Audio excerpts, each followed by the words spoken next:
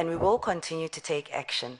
I think our biggest lesson is to listen to you, because SCOPA represents our clients, and to respond accordingly to your suggestions. So just to reiterate that it is unfortunate that we're coming here today to report to you in this way. However, we'll be happy to cover the questions themselves. Chair, I'm not sure if you'd like me to cover each one of them at this point. Okay. Thank you. I will be asking my team as well to assist with the questions. So if I lead you to page 4, to the first question that you asked to us about the quantum of contracts with state and constitutional institutions for the past 3 years. I'm going to ask Modise, our Head of Public Service, to answer that. Thank you, CEO, and thank you, Chair, again. Chair, in response to the question, we've made a submission that details the actual work that we've done with the state in the past 3 years. You would notice that in the table in question for 2015 specifically, we billed the state an amount of about 579 million rounded. In the 2016 year, we had about 485 million, and in the 2017, we had 456. The next question that we had was around the number of contracts themselves. In this regard, particularly around 2017, we had active contracts with organs of state in the region of about 222. In our response, we have not stated that number merely because the billing process and the transacting process with the state is determined on a mandate basis, is determined on a project basis. And in that regard, we've given the numbers in question. Suffice to say that for the 2017 financial year, which is the KPMG financial year, we had in excess of about 1,300 mandates that we were executing on in delivery of work we've secured with the state. Can I hand over back to you? Thank you, Modise. Chair, we will go through all of them. If there are no questions, we can take them at the end. We'll take questions after you're done with your presentation. Thank you. Then the next question is still on page 4. It's around appointing personnel to projects, our client interaction, and preparation of reports and handover to clients. So I'm just going to introduce part of the concepts, and we'll ask Gary to add commentary. At any point in time, we engage in a variety of projects, and these will range from tax-related projects to advisory to audit projects. And when we look at the type of work that we've done for our public institutions, they have ranged along those lines. The typical project will be led by an engagement partner, which is one of our senior people. And together with the engagement partner or the business unit, they will be able to allocate personnel. The choices around personnel are mainly based on the skill that's required by the job, and the engagement team usually will be tested for the necessary qualifications as well as skills. We also spend a lot of time ensuring that our professionals have continuous development as well to make sure they can service our clients. We sometimes procure services from specialists, and sometimes not in the employ of KPMG South Africa, depending on what the work request is. And the engagement partner is responsible for communicating any feedback, any discussions around the project, or any detail directly with the client. And they are responsible for communicating directly with the client at all times, although the team members will be able to also communicate with the client from time to time. We are generally guided by our contracts. I think this is important to mention, that we will have different terms of reference from time to time, and our deliverables are based on what is agreed in our contracts. Just looking at these points, I don't know if it will be helpful to go through all of them, but I'll hand over to Gary to raise any additional issues around that.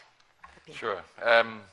You know, the terms of our engagement are governed by our engagement letters, and typically the engagement partner, you know, is responsible for the quality of all deliverables, which include ensuring that all deliverables are consistent with the terms of the engagement letter.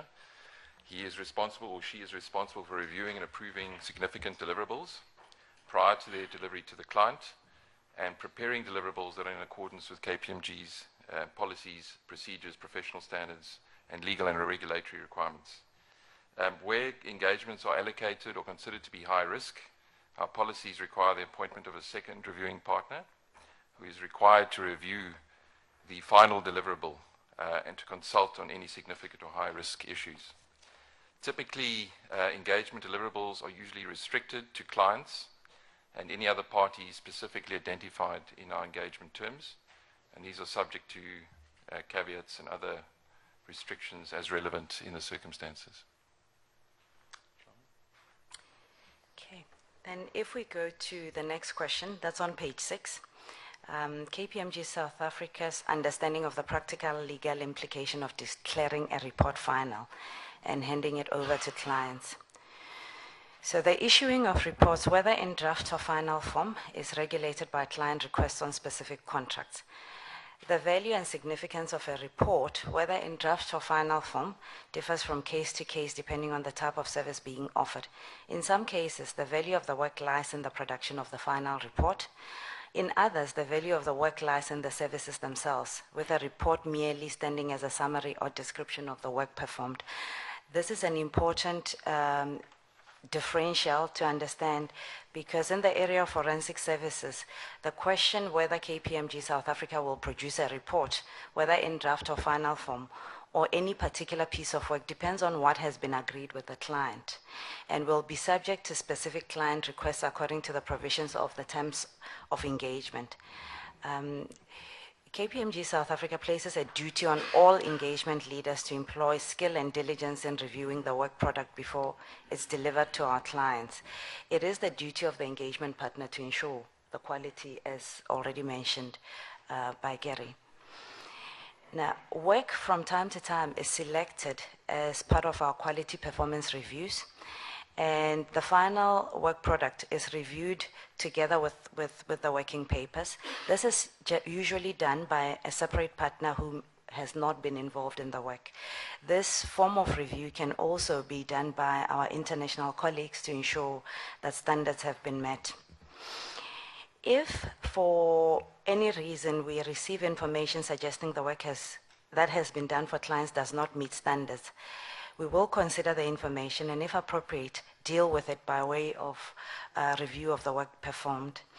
It's important to mention that in the case of the SARS report, a KPMG international investigation assessed whether the engagement team in performing the work did so in accordance with our methodologies, our standards, processes, and procedures, and whether the work that was performed was in compliance with our risk management protocols. This investigation did not involve doing the underlying work, so we were looking at standards, processes, procedures. They did not redo the underlying work. Whenever it does come to our attention that our work has fallen short, we seek to correct it. It is important that this view is communicated to the client, and it may, depending on the circumstances, be necessary to communicate it to others. In this case, given the failure to appropriately apply our own risk management and quality controls, KPMG South Africa decided that part of the report which refers to conclusions, recommendations, and legal opinions should no longer be relied upon. This was communicated in the public statement on 15 September 2017. With respect to communications to SARS, we informed SARS of our conclusion and intention to make the statement on the 15th of September 2017 in advance of making the actual public statement. Given the urgency with which we felt we needed to act following the international investigation, it was not possible for us to provide SARS with more time to consider the practical implications of this, if any. We have offered to engage with SARS and remain available to do so.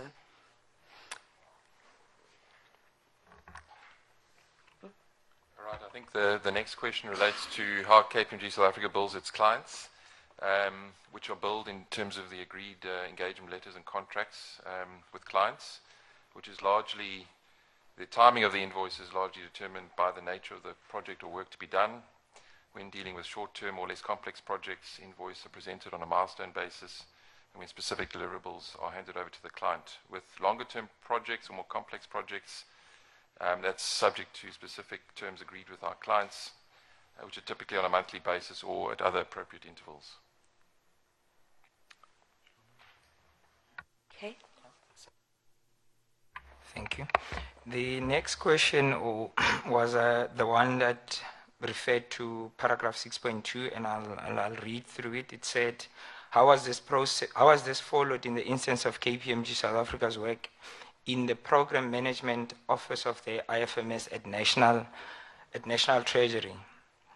We have noted the suggestion, certainly in the letter inviting us to meet with SCOPA, that KPMG South Africa received irregular payments in the IFMS project of National Treasury.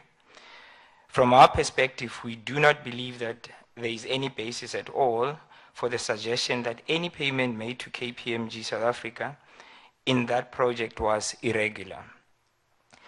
It has never been suggested to KPMG South Africa by any of the officials from National Treasury responsible for the project that any of the work that we've delivered fell short of the required standard, or that we did not deserve any of the payments that we've received.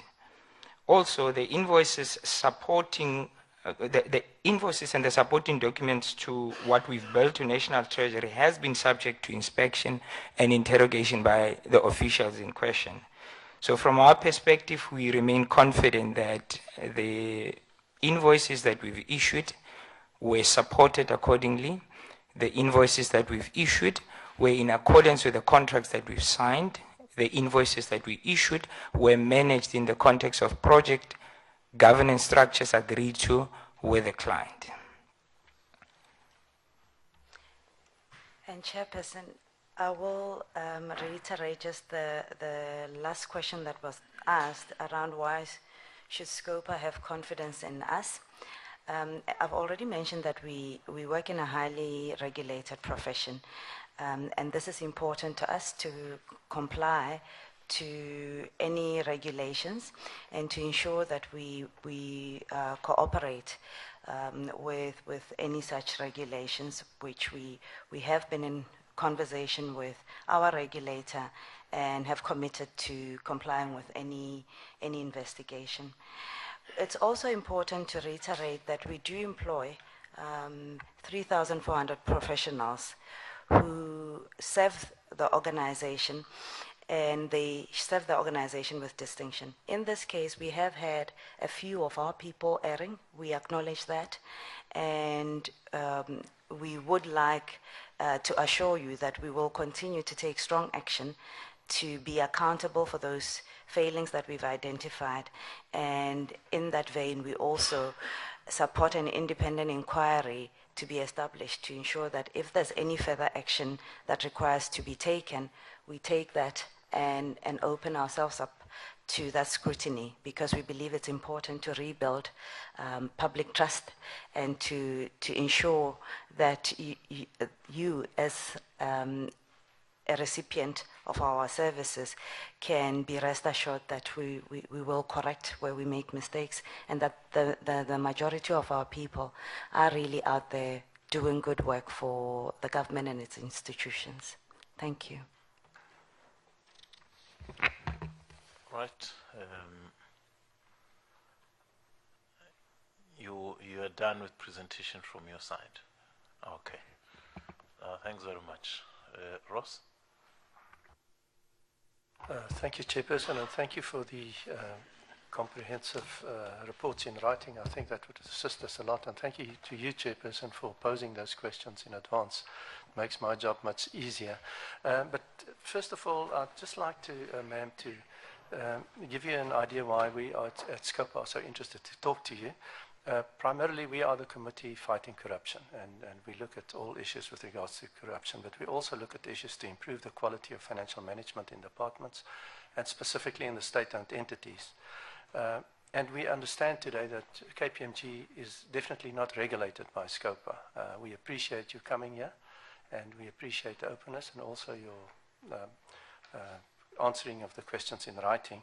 But however, we need to also ask you some questions in regard to this. I know that the regulator and Mr. the Auditor General will know that you are being regulated by SAICA and by IRBA, and that there is currently investigations, if I understand, from those two institutions regarding that. And we'll ask you some questions on that. But just in terms of the bigger picture,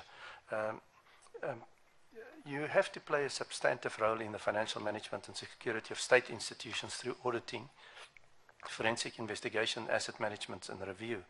But I would like to ask you, ma'am, you are not an auditor by profession, and I think it's quite a daunting task that you have. Could you perhaps just define the role of an auditing firm for us just in a very short sentence? Thank you, Sam. I am not an auditor by profession, and I have been tasked with leading a firm that has different skills in it, and its history and basis is that of auditing. So it's really important that I mention that of the partner group, as well as the staff that I manage, the majority of them are qualified chartered accountants, and they have a responsibility to ensure that they are complying to all the standards that are required of them as chartered accountants as well as registered auditors.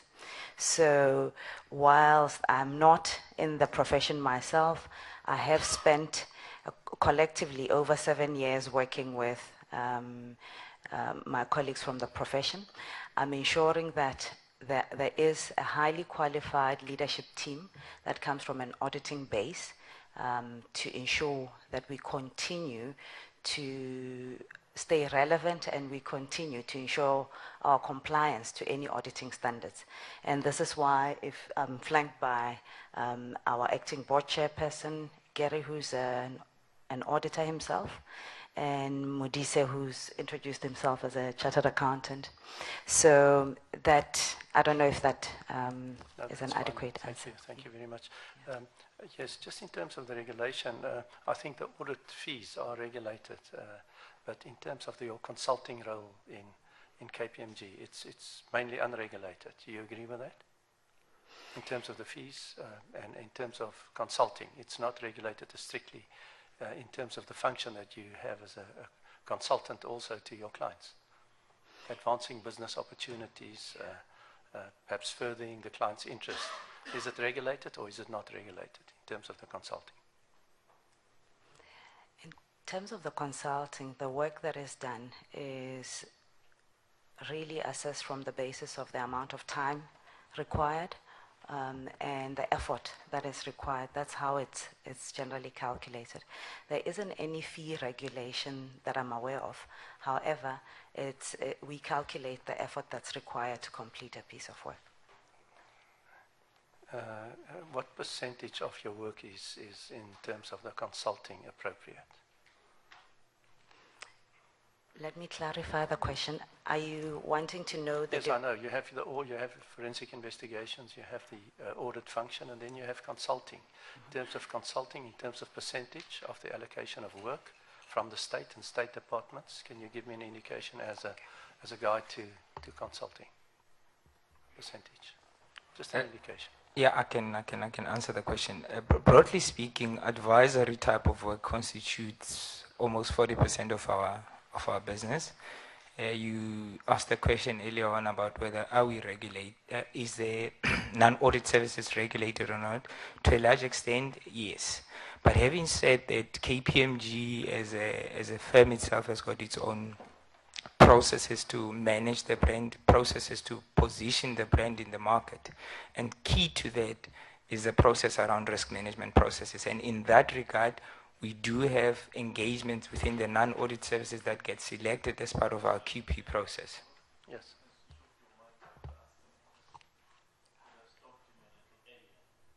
I could have stopped him a little earlier, but my mic was not working because I think he was going off tangent. His boss has said that the fee structure is not regulated. And so the other stuff that was talking to, yeah. Okay. Thank you, Chair, for your intervention. Yes, you see there's a huge amount of work that you do. It's completely unregulated in terms of fees. And perhaps it's something that the profession should look into. SCOPA, it's not our domain, and we're definitely not, for the record, we're not regulating you. But at the recent events indicating misconduct in from KPMG, the committee is extremely concerned with regards to the integrity and appropriateness of KPMG as a service provider to the state. We know that you're dealing with huge amounts in terms of contracts. I just have some information that I received this morning with regards to your, I believe it's your forensic invoicing of about 106 million. Is that an annual amount? That excludes, of course, the audit and tax functions. So we are dealing with huge money and cost to the state, and then we have, unfortunately, different allegations against KPMG's business and a great concern. Now, I'm putting this to you. Is it not the tip of the iceberg that it's only that the SARS KPMG debacle is just the tip of the iceberg in terms of a very small amount, but that there's a systemic problem perhaps in KPMG as to the huge amount of contracts that you have with the state. And as stated in your response to the committee, point 3.2, ma'am, KPMG has entered into 1,301 projects with the state and constitutional institutions last year only, and in the last 3 years it was plus minus 4,000 projects. Now the cost of that to the state is immense, and we as a committee should be equally concerned as to the cost to the state and whether that is managed appropriately. Now, is it a systemic problem, perhaps, that we can encounter this in all projects, or was this only an isolated incident that brought the attention of the public to this? And then I will proceed. We're talking more on the macro now, not specifically on that, on all your projects, which is of huge concern to this committee. Does it present a systemic risk at KPMG that pose a great risk for the state? So, thank you for the question. We are also concerned about that, and that was obviously for us. This is about our work. What we have done is we have checked and we have gone back to the evidence that we have that shows that all our quality performance reviews, we generally have performed the bulk of our work. You talk at a macro level to the satisfaction of our own international standards. Also, the bulk of our work does get checked by other reviewers from across our network. And in the auditing space, we also have other entities that check. And we are satisfied that we generally do perform within the right levels compared to our peers. You asked the question, is it systemic? We have not found any evidence to show that it is a systemic problem inside the organization. When KPMG International performed the investigation, they did not find any signal of it being a systemic problem. So we're currently managing Was KPMG International reviewing all your work, or were they merely reviewing your SARS report? So perhaps I should clarify. In this instant, the investigation was for the SARS report, as well as the work that we did for the Oak Bay, a private entity.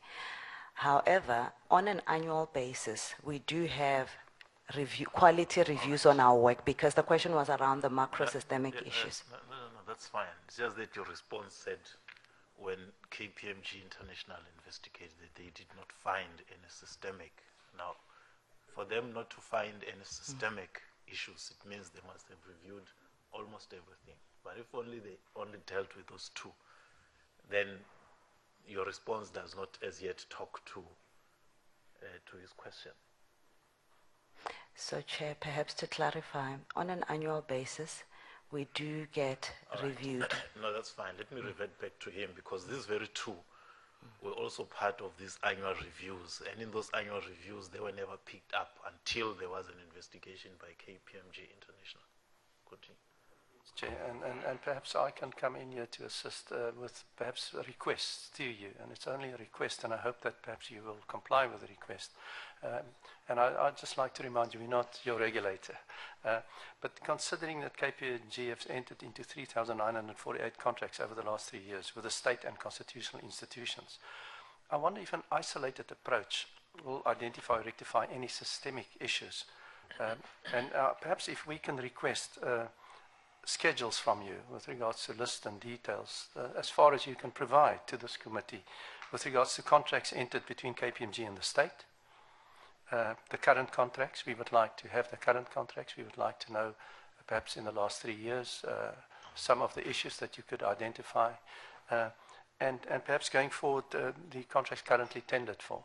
I have some information with as I've indicated before, of 106 million, but the amount seems to me very limited. Perhaps, in terms of finances, I'm not quite sure, because you've built SAS 23 million, which is about a fifth of this amount.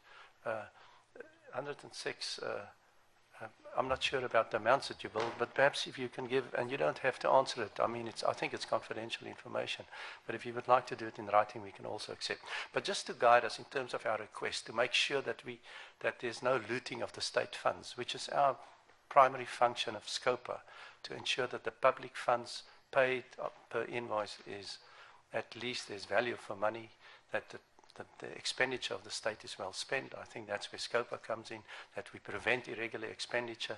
In that line, what would you think of these requests and perhaps recommendations from us? So we are open to compiling that information and submitting it to you in writing in due course.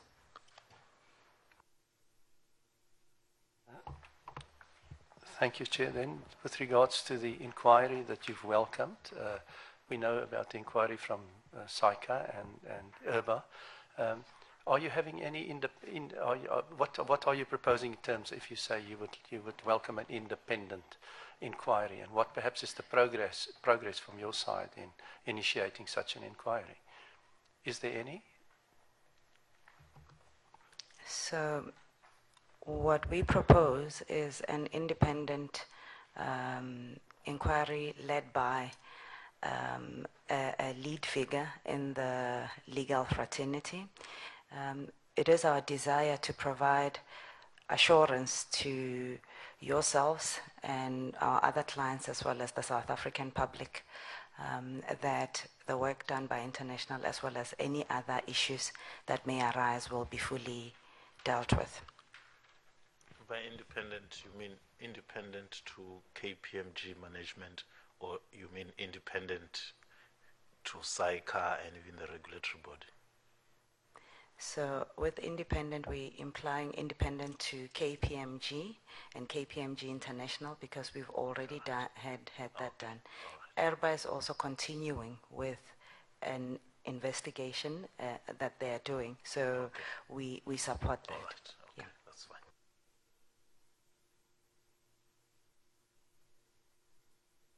Thank you. I believe that in terms of the broader aspect, we've dealt with the questions, but I would just like to go a little bit deeper into perhaps 3 or 2 events. The one is the Vrede Dairy Community Project in the Free State, where KPMG was involved, and where we have a reclassification in terms of the expenditure of Festina. I believe it's a Gupta-linked company. And you perhaps can give us the information that the expenses were reclassified as business operations, which expenses that were used for a wedding, and that KPMG have signed off on that. What would your response be to this? Well, just firstly to clarify, KPMG is not the auditor to Estina or involved with the Free State Dairy Project. We were the auditor to Linkway, which was an Oak Bay company. So from a KPMG point of view, our interest lies in the audit of Linkway and other Oak Bay companies. Insofar as the expenditure in Linkway, we have noted your question regarding the wedding expenses. This company operated as an events company, and the wedding expenditure that was incurred in that company was reimbursed from another company called Accurate Investments, a Dubai-based company of which we were not the auditor, and that expenditure was incurred in Linkway. So I don't know if I've answered your question fully.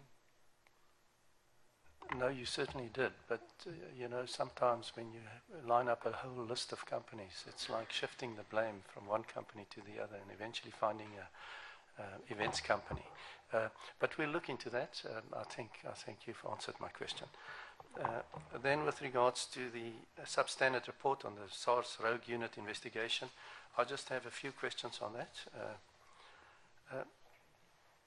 Ma'am, you do understand that in terms of the rogue unit and the reports, the revised report, that it had huge political and financial and perhaps economic implications for the country, that you've revised the report, or even that the first report was perhaps substandard and did not meet the requirements. It is not only of importance to KPMG, but it's important to the country. And I have to ask these questions in the line of those observations that I'm making. I believe there were 35 people working on the SARS report, and there were a couple of people accused of being aware of the rogue unit, and illegal and unprofessional conduct were alleged. Why were none of these accused ever interviewed by the 35 people in your company working on this report? Were there any interviews? My information is there were never any interrogation, or they were never called to explain. And perhaps if you would could you clarify the different reports and perhaps in terms of the timeline and why was it revised? So perhaps just to clarify the first part of the question, the scope of work was that it was a documentary review, so it was looking at actual information that was provided by the client.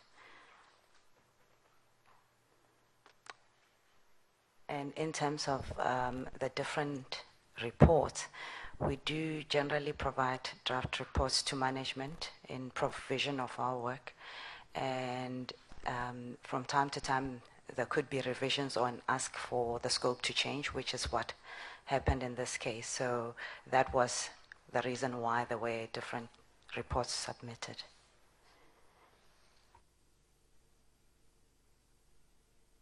Just follow up on that, ma'am. Is it possible that you can present us with the briefing notes in terms of the mandate of this, or is it confidential and private to the company, of this reports? So this is where I mentioned that we actually have contracts with institutions of the state. We would have to converse with SARS and ensure that we're not overstepping any of those mandates. The report was also partly retracted. Why was the report not retracted in full? Or was it just with regard to the conclusions, the recommendations, and the legal findings that you retracted? Those three issues seems to be the issues that in a letter from your attorneys to SARS, it is not to be considered, which is a very good English word, I believe. But it has major implications in terms of this. And may I ask, who was the legal opinion that you sought, or is that also confidential? So KPMG International's remit of doing the review and the investigation was looking at processes, our risk procedures, our methodology followed. So they did not redo the actual body of the work. And the recommendation that the recommendations as well as conclusions, that aspect of the report could not be relied upon, were based on the way that risk processes were managed during the conducting of this report. So this is not a review of the actual detail of the report, so we would not be able to comment on withdrawing the whole report. Was the review initiated by KPMG International, and why was it that the international arm of KPMG intervened into the South African KPMG investigations and reports, specifically on this one. As an international firm, there is a requirement from time to time for our international partners to provide support on the ground, and KPMG South Africa did request KPMG International to assist to provide a level of objectivity and to test our work against our own global standards. Ma'am, I'd just like to know, once the final report was concluded, you did send it. Just a minute. May I ask, Chair, or would you like to intervene? Yeah, no, on the question that you have asked. I thought the question was, well, if that is your response, why did you request KPMG International's assistance on this specific report? If that was your initiative, or was there a body of reports that you requested to be reviewed, or was it just this one? And if it was just this one, on what basis was it lifted out of the many reports that you have done, and more so maybe a year after it was actually presented?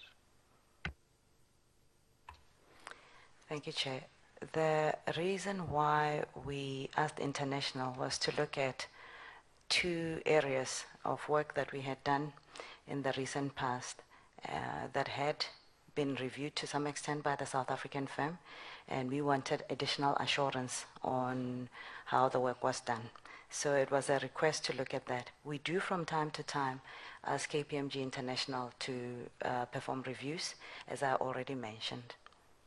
Why specifically on these two? I think that's the number of the question. Okay, so the number of the question is specifically these two, and it's specifically because these had become issues that were raised in the public, and we recognize the public interest that they hold, and we wanted to make sure that we can provide clarity and objectivity and openness in how the work was done.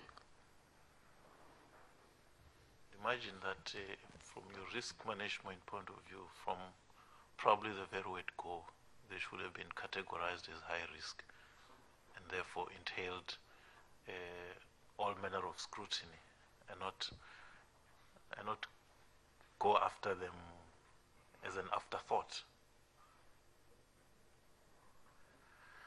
Anyway, continue. Yes, Chair, it is very interesting to note that I believe the report was sent to the former Minister of Finance just before the budget, in the February budget. Is that correct? To whom was this report sent? You've compiled the report, the first report then implicating the rogue unit, unlawful conduct, and that report went out to Minister of Finance, a former Minister of Finance, just before the budget. Is that correct? Because there was a response in the budget in February. We as politicians knows that, we know that. There was a response from the Minister, the former Minister of Finance, Minister Gordon. I do not He was then implicated in the report, if I understand correctly. I do not have any information around that. I'm happy to check if it was sent from our side. I don't have any information of us sending that report to the former minister. You don't follow politics, perhaps, in the budget, that the minister responded to a KPMG report in the budget, and that he did not agree with the findings of the report. I think let's pass that one, because KPMG compiled the report, presented it to SARS. So whatever happened to the report would have happened from the SARS side ordinarily, unless if something extraordinary happened. Thanks, Chair. You just led me into perhaps the question that I should pose. You've written the letter to SARS on the 15th of September. Have you had any response from SARS for the record on this letter that the legal opinion should no longer be relied on? We have requested an engagement with SARS in order to discuss it further. Yes, ma'am. The question is, you've requested it, you've sent them a letter. Was there any response from SARS as to the present date? To the present date, we have received response around trying to set up the meeting. but we haven't been able to confirm the meeting as yet. Ma'am, you had no reply from SARS with regards to the legal opinions that you've indicated could not be relied on. It was never questioned by SARS, because this is rather significant. The conclusions, recommendations, perhaps you've nullified with a letter, but there was a legal opinion, and then the legal opinion should not be relied on. And the partner that paid 23 million to your company has not responded in say, what has happened to the legal opinion? Why is the legal opinion considered to be inaccurate? You will agree with me, it's a very strange scenario. So I would not be able to interpret it short of saying that there has been a public response to our letter and our communication initially to SARS. However, we haven't had the opportunity as yet to engage directly with SARS. Yes, thank you. I will accept that I'm close to completion, sir, Mr. Chairperson. But just to understand the impact of a report that is actually predetermined in the eyes of the public, it is hugely concerning. It is very unethical, and it shows a lack of responsibility from an auditing firm that is held in high regard by the world. And certainly I believe that we would hope that you would also respond to us if there's any help that you can give this committee and the Finance Committee, that my colleague, the Honourable Mania, is also attending to that committee, that you will respond to us in writing. We would appreciate that. And thank you very much for engaging with us. Thank you, sir. Thank you, Chair. Chair, as usual, I have quite a lot of things I would like to cover. Thank you to KPMG for coming in today. I appreciate you being here.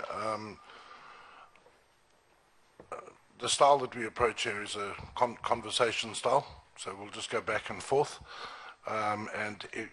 You may direct to answers questions. I'm entirely comfortable with that. I understand that you're new in the job, and welcome, and we certainly hope that you do well. First area I want to canvass is KPMG provides a range of services to the state. In fact, let me take one step backwards. One of the main reasons we have you here today is because you are suppliers to the state to the tune of many, many millions, as Mr. Modise advised us. And that's why I believe we have every right to chat to you. Because effectively, especially if you look at the Constitutional Court judgment relating to CPS earlier this year, CPS effectively almost became a functionary of the state, simply because they did so, they were doing work for the state in terms of SASSA payments. So we regard you as a partner. You do a lot of work for various entities and departments, that's agreed. How do you avoid the conflict between player and referee? If you're providing forensic services, consulting services, how do you then also handle audits on behalf of the AG? How do you avoid that? I think one of the key criteria that we look at is we don't mark our own homework. So where we provide audit services, we're very conscious in terms of IFAC and other regulations that we don't perform other services which give rise to a conflict. Okay, so you like to avoid conflict. Okay, so let's go into some of the issues at hand here. If you like to avoid conflict, why did you not ask a completely independent body or completely independent firm to review your work done on Linkway and on SARS? Why did you go straight to KPMG International? Was it a case of, let's try and clean this up in-house and see what happens? Because only later you're saying an independent inquiry. Why didn't you start there?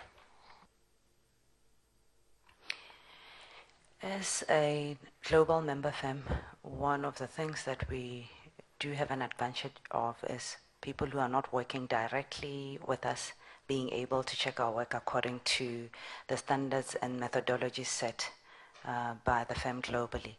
That is a reason why we started there with International. Do you realize that KPMG International can in no way, shape or form be regarded as an independent body? They are your mother body. How can you regard them as independent in terms of looking at your affairs? So the request to KPMG International was to conduct a review based on our standards. So the independent inquiry we see as a separate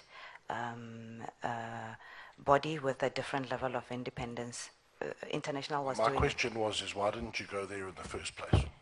Why was the first stopgap, let's do it in-house, and then if the public really goes mad and if the media gets really crazy on this thing, then we'll, oh, okay, let's have an independent inquiry. Why didn't you start with the independent inquiry? As I mentioned, that decision was taken previously in the last 3 months. So the detailed reasons of why I cannot be able to provide myself. If I might just add, URBA had announced its investigation into Linkway specifically, early on. So, we are mindful of that ongoing investigation. All right, okay, let's go to Linkway. KPG, the auditing firm of Linkway, it's common cause, the fuss about Linkway. So let's just get into some of the specifics. It was established that there were inquiries about the nature of related party relationships, my apologies, and the commercial substance of significant unusual transactions. Can you please explain what that means to the committee? There are two issues there, party relationships and unusual transactions. Yeah, so the commentary that we made in our media statement points to the fact that our work in those respects were insufficient. And we commented on that in our media statement. Insofar as related parties are concerned, that relates to those other parties that could have a connection to the Oak Bay Group. Sorry, your second question? Well, I want to know what, you've used euphemistic language there, unusual practices, related party relationships. Let's dig down into it. What did you see on review that led you to reflect that your initial team had missed that? What was it? What were the specific unusual, tell us what the significant unusual transactions were. There were significant transactions within the Oak Bay Group which occurred in the years 2014 onwards, large in amount, capital flows, which, in the opinion of KPMG, when they did the investigation, necessitated more work than we did on those audits. They constituted red flags, one of the red flags that we referred to in the media statement. Okay, so who at KPMG did the initial work and didn't pick up those red flags? I'm not asking you to name persons. I'd like to know what their position was, because that's important. So in the conduct of any audit, it's supervised by an engagement partner, an engagement manager and a team. So the primary responsibility sits with that audit team that would have conducted the audit annually. Okay, are you familiar with the wording of the Prevention and Combating of Corrupt Activities Act, specifically Section 34? I'm not, but I am aware of the Act. Okay, so, well, it's problematic that you don't know the wording because it's quite important. Are you aware of the fact that you have a duty to report criminal activity? We are. Okay. So Section 1 of that particular section sets out that you have that duty. Section 2 says that if you don't do it, it's an offence. And then Section 4, G, H, and I set out who is liable to do that. And if you have a look at the sections of the Act, you'll see that your team falls squarely into that group. Okay, your initial team that would have seen these unusual practices. And so my question is was any reporting, and the Act says to a police officer, was any reporting like that done? We have now fulfilled all of our reporting obligations. Yeah. At the time, was any, I'm asking you a very simple question. At the time, did the team that was dealing with the Linkway issue, did they go to a police officer who they found on the side of the street and said, I have a suspicion, because the Act also says that, it's a suspicion, you don't need proof, a suspicion of that. Did they do that? They did not. But what I would say is that that was not identified as, at the time, as something qualifying in terms of PRECA. Okay, you've just told me that you've subsequently done the work that needed to be done, but at the time you didn't think it. Now you've just told me at the time it didn't seem to be necessary. How can you comment on that? How do you know it wasn't necessary at the time? Based on the work that KPMGI has done on that file. So KPMGI raised a whole lot of red flags. Your international guys who came in raised a whole lot of red flags that the local guys didn't see. Okay? And now you're telling me that although KPMGI raised the flags, correct, we agree on that. Now you're saying that the local KPMG guys had no obligation to see those flags that should have been raised in the first place. Yeah, I would say that not all the red flags relate to corrupt practices that qualify in terms of PRECA. Okay, I'm trying to get to to consequence manager. Look, it's quite clear. It's common. It's public record that it didn't happen. Okay, there was no action taken by KPMG employees or managers or whatever the case may be in terms of the PRECA Act, as it's called. So now Section 2 of Section 34.2 says it's an offence. Have KPMG, as part of this wonderful cleanup that you're doing, have you laid any charges against those members because they've committed offence in terms of the law? Not at this stage, but certainly, you know, the commitment that we have given is that to the extent that we need to, we will. Okay, you see, now this one, I want to now get into, there's so many things I want to cover, but let's stop here. You have, since this whole thing exploded in the media, cleaned house, and you've moved people on and moved them out. So let's start there. We have a lovely report here from Treasury this morning, which gives us a full list of all the persons that have been named, and although it has been done in the media, I have no intention of reading out the names. But what I would like to know is what has happened to these persons. Do you have a copy of this? Anyway, it's the list of your chairman of the board, your CEO, chief operating officer. You know who all these people are. So my question is, we see that you've been very generous in terms of wanting to refund SARS for work done, which is interesting. Let's stop there for a second. Are you saying that all the work you did for SARS was absolutely useless? Is that what you're saying? So we've said to that, the answer to that question has been the international team did not redo the work. So the quality of the actual work itself and the redoing of it hasn't happened. What has happened is checking against our processes, methodologies, and risk management processes. It's not redoing the work that we have done. No, you're not answering the question. The initial bill to SARS for the rogue unit report, the rogue unit work, was 23 million rand, am I right? Yes, you're right. So by saying we'll give you a refund, you're saying that entire report was a waste of time. Is that right? We are acknowledging the significance of getting those recommendations and conclusions incorrect. Okay, you see, this makes no commercial sense. If I buy a car from you, and maybe that's a bad example, but let's say I buy something from you and 80% of it works, I would say to you, give me a 20%. Why are you giving a total 100% refund? Why are you being so generous? So as mentioned earlier on, the 80% has not been reviewed in terms of redoing the work and making sure that we can ensure that the work was done to the quality standards in the same way. Okay. So are you saying that the entire report you did for SARS in terms of that special unit was a complete waste of time, and therefore you're not charging for it. Is that what you're saying? In other words, we should set aside all of that work 100%.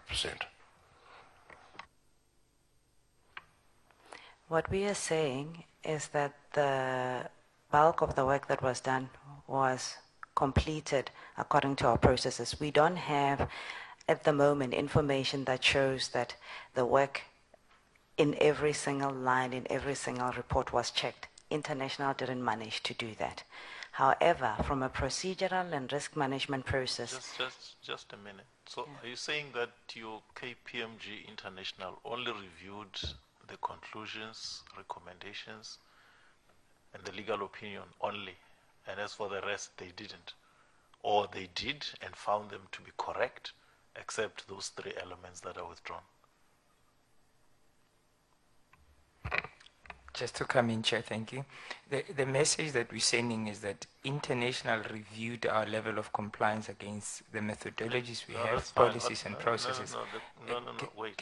What I'm asking is, what is it that they reviewed? Did they review those three parts that they withdrew, or they reviewed the entire report and said, these parts are fine, except for these three, therefore we're withdrawing them? They reviewed our level of compliance to methodologies in respect of the three parts. The part that was found wanting is the one dealing with the legal opinions, the conclusions, and the recommendations. Okay, so there were three parts. One was found to defective. So why don't you just refund 1/3? Let me tell you where I'm going here. Your entire approach to this thing smacks of let's buy our way out of this problem.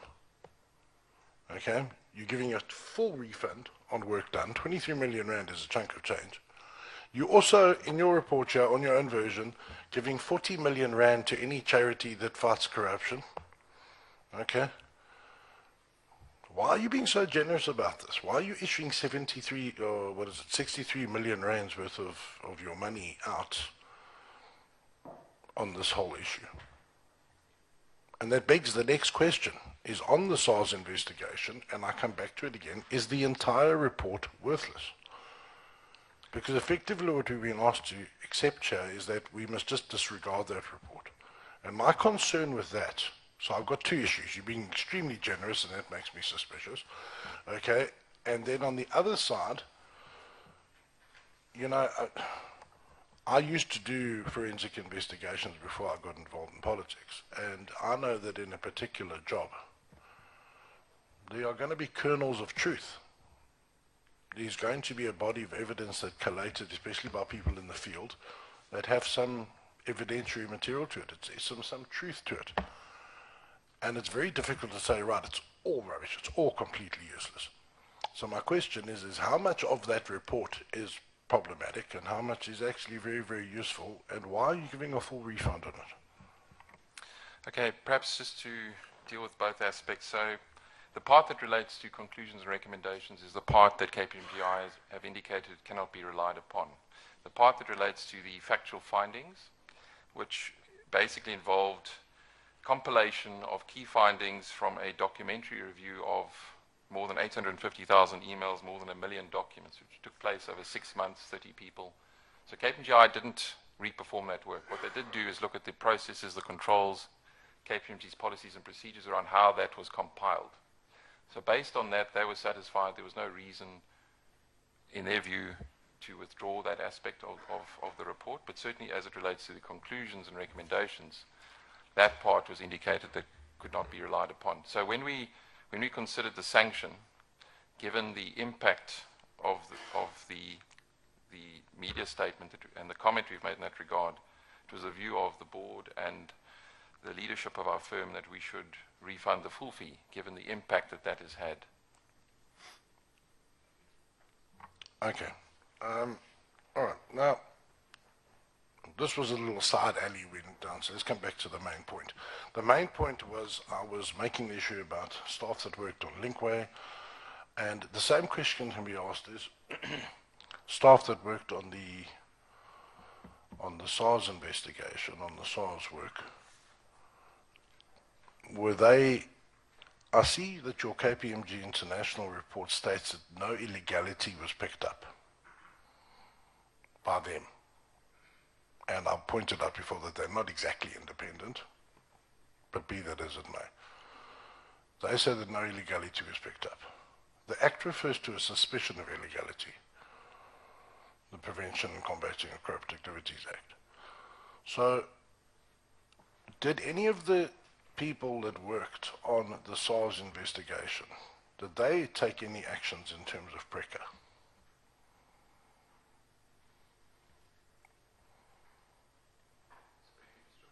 Repeat that question. Sorry, who took The what people actions? that worked on the SARS investigation, when they discovered that, Mr. Hussain, your initial report says that you had all the factual findings and then you did recommendations that there was a rogue unit. That's your original report. That was there. Correct. That there was a rogue unit. Subsequently, you said no, that wasn't the case. So, therefore, it follows that the persons who did the work on the initial work must have suspected illegality, because a rogue unit's illegal, right? By its very definition, rogue. Did those persons take any actions in terms of PRECA when they discovered that there was what they suspected to be illegality going on, and which thoughts finally found their way into a final rogue unit report? Was any action taken then? And why not if it wasn't? Okay, well, I can't confirm that. Mhlanga? We cannot confirm that. However, the reports were given to our client. So I think just to mention that it's important to us that we maintain our role as the service provider, and perhaps the client can assist with some of the detailed questions. I thought you might say that, so I'm ready for you. Because you see, sorry, I just need to open up the document here. Now, because you know, you weren't aware of the wording of the Act, and maybe you should go and have a look. 34G, it now lists, you see, it lists all the persons that are responsible, and I can see the way you're thinking that this is just state people. Well, the unfortunate part is it isn't. So let's look at 34G, because I think it'll be useful. So, F, the executive manager of any bank. This is the people that have a duty to report illegal activities. The executive manager of any bank or any financial institution. Any partner in a partnership. Any person who's been appointed as chief executive officer or equivalent officer of any agency, authority, board, etc., and it goes down to company as well. Any person who's responsible for overall management and control of the business of an employer. In other words, all of you. You are specifically named in the Act that there is a duty. So let's come back to the original thrust. What has happened to the persons that have been removed from KPMG? You were so generous with 23 million rand back to SARS, you want to give 40 million rand to, I'm sure Corruption Watch will be quite keen on the 40 million. What packages have been paid to all the people who've decided to leave? And I remind you that you're at Parliament under oath. What packages have been paid? I'm not asking for numbers, but have packages been paid to the persons listed here? So I would require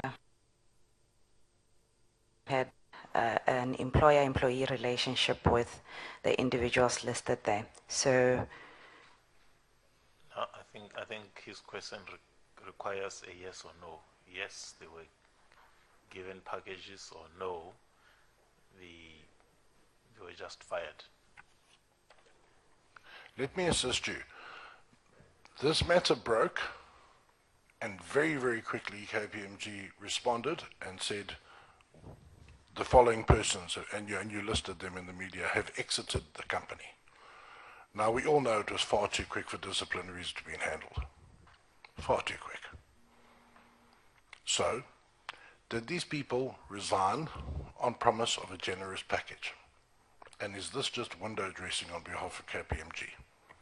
Right, if I might answer, severance packages were paid to certain of the 9 partners who left the firm, and that was in the interest of speed, to actually enable us to move on and exit the partners concerned, and allow the new leadership team to take office. So is KPMG really just window dressing? You're removing those persons who are effectively the fall guys, putting a new lot in place. This is damage control, and that's why you're being so generous with the 40 million and the 23 million. So I do not believe so, and partly why we are calling for an independent inquiry is to actually establish any other facts or evidence so that our reparation is appropriate. Amount that we are suggesting to pay back will also be managed in the way that it will be of help to our community. So to us, we take it as a start of a process around reparations, but we'll be guided by the findings of the inquiry. Okay, you know, the thing is, I have no problem. You will spend your money as you wish. It's not state money. My problem is that I think you're misleading the public. You're saying that these persons have exited KPMG. There was no mention in the media reports that they have left KPMG on resignation and payment of a severance package. So in other words, the impression you're creating is that they've been fired. They've been removed. There's been some sort of consequence for their actions. And then, on confirmation this morning, nobody at your firm took any action in terms of the PRECA Act, and you have taken no action against those persons in terms of the fact that they've committed an offence by not taking action in terms of the PRECA Act. So what you've done is you've moved a whole lot of people, you've paid them a whole lot of money. I'm not going to ask you how much you paid them because that's your business. And you've taken no criminal action against anybody who has contravened the law. Do you understand how the South African public might just think that you are just window dressing this whole thing?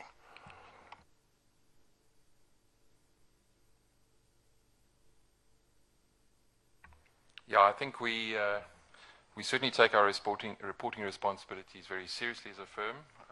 I think the new leadership team has been in place a couple of weeks, and I think we'd like to revert back to the committee on that. Oh, okay. Maybe repeat yourself there. Let me allow you, because I thought you are not responding to his question, which is about the fact that all you are doing is damage control. The people who messed up, so to speak, you wanted them off the stage as quickly as possible so that we can all focus on this recovery and reparation process without really having engaged those people to find out exactly what happened, who did what, why, with whom, and what connections, networks, so that when you take action against them, it is on the basis that you have a body of evidence against each one of them. Chair, if I may, it is really important for this committee to hear that we actually are committed to continuing to take the appropriate actions. There were different treatments to the different individuals who resigned. There are, however, areas that we would continue to work on. For example, part of the inquiry is to ensure that where there are issues such as the ones that you've raised, we actually act and we take full responsibility for that. Just to say to what my colleague has just mentioned, it has been 2.5 weeks since the international report was released. We are doing everything possible to ensure that that we stay accountable and individuals are accountable. So what we ask for is to be given a chance to act on these issues that have subsequently been raised and to take appropriate action. Okay, Ms. Glormore, thank you very much. You know, you misunderstand. I fully get what you're doing. You know, KPMG have taken a big hit, and I understand that established control. But you said earlier on that you want to provide this. You used the words, I would like to provide the committee with the comfort that we're doing something. Let me tell you what provides me with comfort. When I see people being taken away in handcuffs, because that's what we don't see in this country. Never. We see executives getting paid handsome handshakes to walk away from their problems. Because, as you said, sir, and you're right, that's the breakdown of our society, because it's quick and it's easy.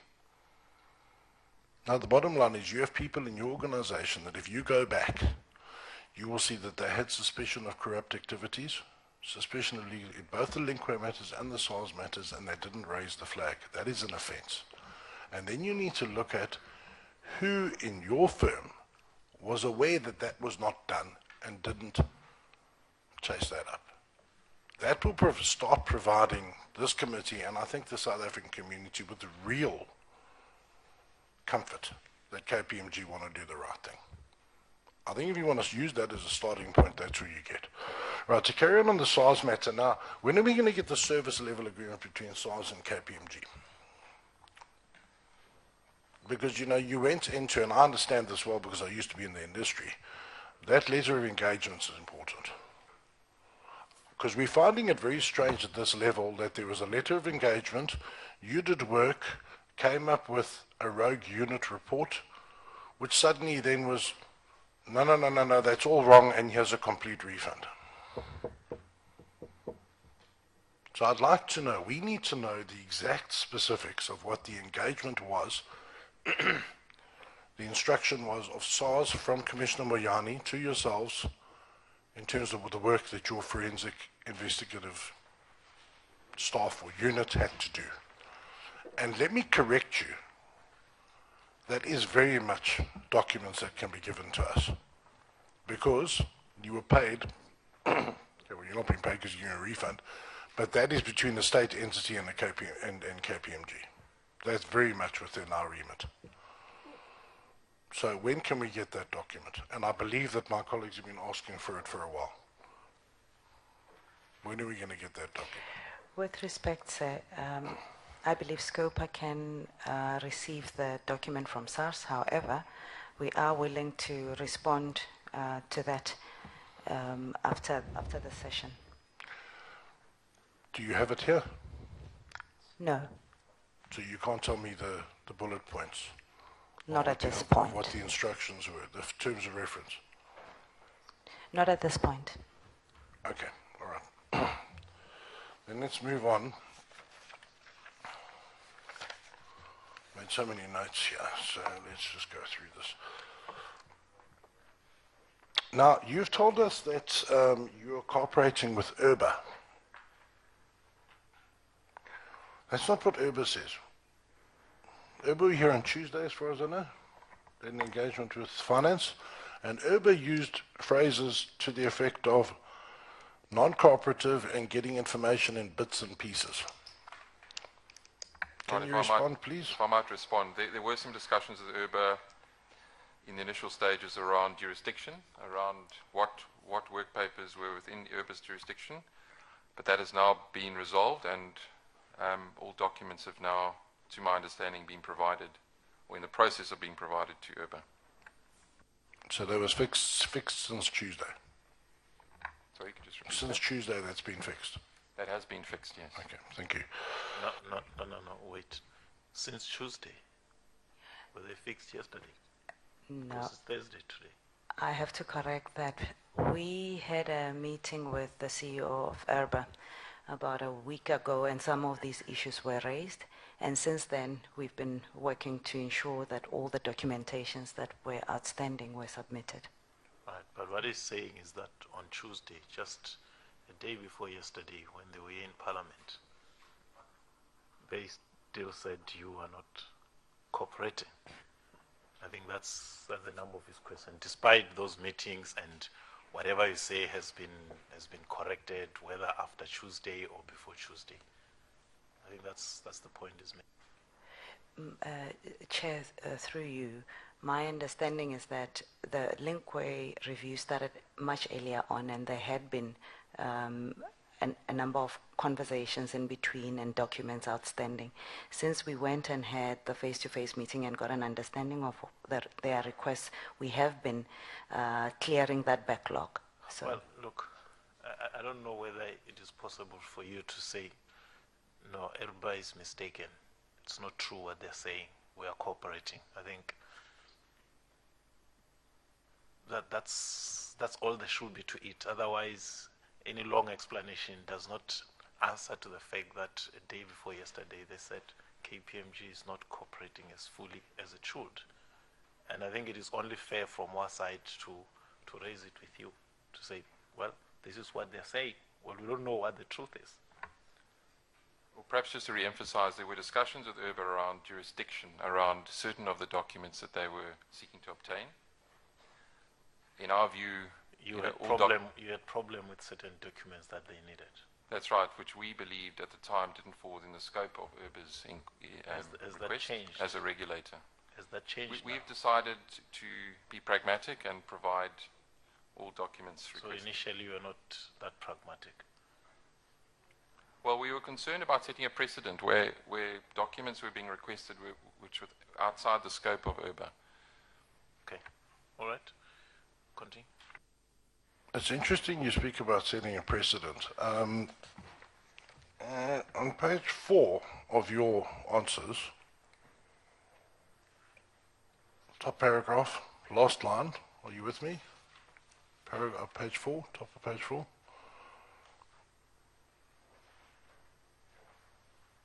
Last line says, we also believe that we need to take the initiative in supporting reform of our profession as a whole. What's wrong with your profession? And maybe the precedent you're concerned about creating. What was that just a nice little throwaway line in your response here? Or when you say you want to take initiative to bring reform to the industry, what's wrong with it? Well, I think there are a few things we've suggested on page 3, if I might turn your attention to page 3, where we talk about transparency, the transparency of the profession, and we've suggested producing an integrated report, a transparency report, so that our clients and the public have greater line of sight into what we do regarding quality and risk, and various aspects, transformation that affect our firm and the profession.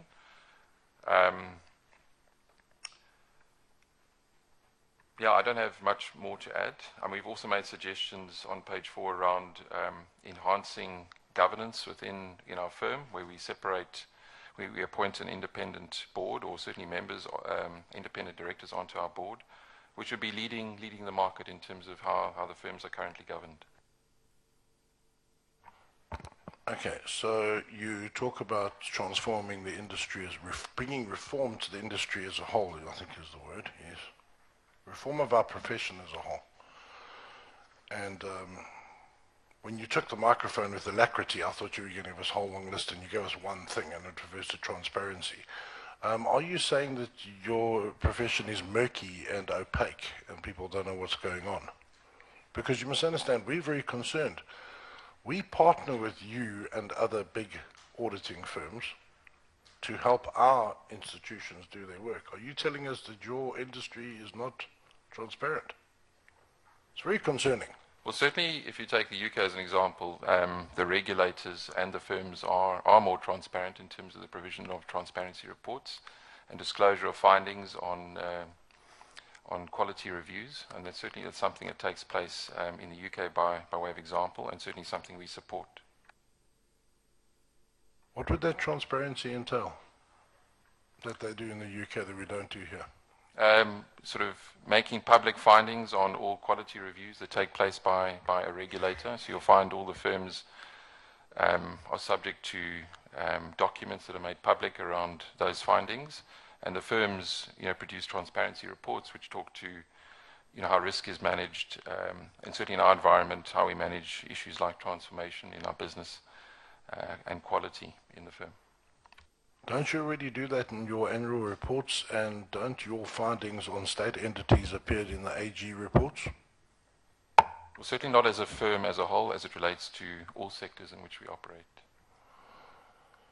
Okay, well, I suppose it's to be welcome, but I was just concerned that there was something wrong with the entire industry.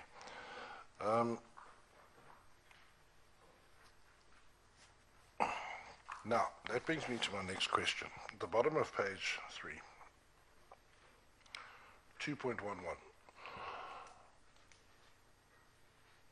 It reads as, the affected area piece of work represent a very small proportion of the services that KPMG South Africa has delivered into public and private entities. Okay, and it carries on. Okay, yes, you're right. These are the two issues we've caught you out on. So the question is, have you initiated a review of the work you've, let's say, done in the last 2 years to make sure that these are the only instances? Or are you just hoping that that's the only thing that's wrong? Firstly, I need to mention that we have actually asked for the review from international, so we were open to admitting if there are any mistakes. Secondly, we are looking at all our risk and quality issues, including client acceptances and continuance procedures, which is where a lot of the red flags were highlighted. So we are actually in the process of doing that, and we believe that the processes that we follow in the main, except for these cases, and if there are any others, we will find out soon, but we are looking at that. That wasn't the question. The question was, are you going to go back 3 years and look at the work that you've done and make sure it was done correctly? Not, are you going to fix your systems now? I get that. I understand you're going to fix your systems. I'm talking about the work that's already been done. And I'm not asking you to go and do it again in terms of that sort of detail, but do you have some sort of review process saying, we had 2 slip through here, let's go and see if there are any other problems elsewhere? Yes, we are. Can you give us an explanation of what you're doing? We have asked our global colleagues to help just review any areas where we're seeing high risk. I think it was mentioned earlier on that we would be able to identify any high risk engagements. So that's what we're doing. Those are historical high risk engagements or future? We're working with both. All right. Okay. Right. I think the import of this question arises from the fact that the guys that you have exited from the company are not just middle management. You know, the chairman of your board, the CEO, the COO. Now, it raises question about the quality of the work done under their watch. So I think that's why I asked the question the way I did. Continue. Okay, Chair, I'm pretty much done. I'm sure that my other colleagues will be relieved.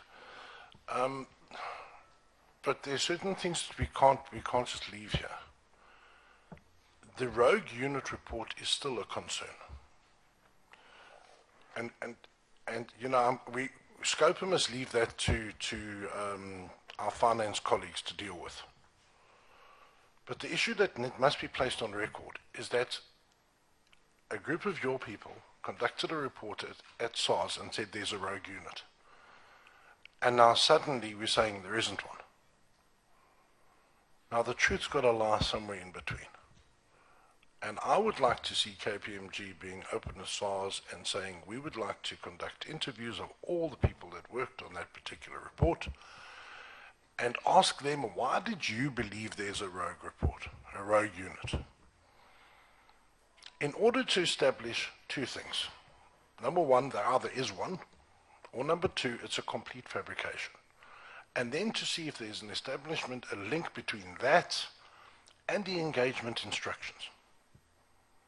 In other words, we have to find out whether this was a stitch-up of the previous Minister of Finance. In plain, simple terms. That whole thing needs to be investigated, and I'm certainly hope that in your efforts to convince the South African public that you want to give comfort to them, that you are bound by your integrity rules, etc., that you would work with our finance colleagues in exposing what actually happened there. Because it's impossible to believe that there was suddenly a report, now there isn't, and here's your 23 million back. That's extremely suspicious. That's got to be fixed.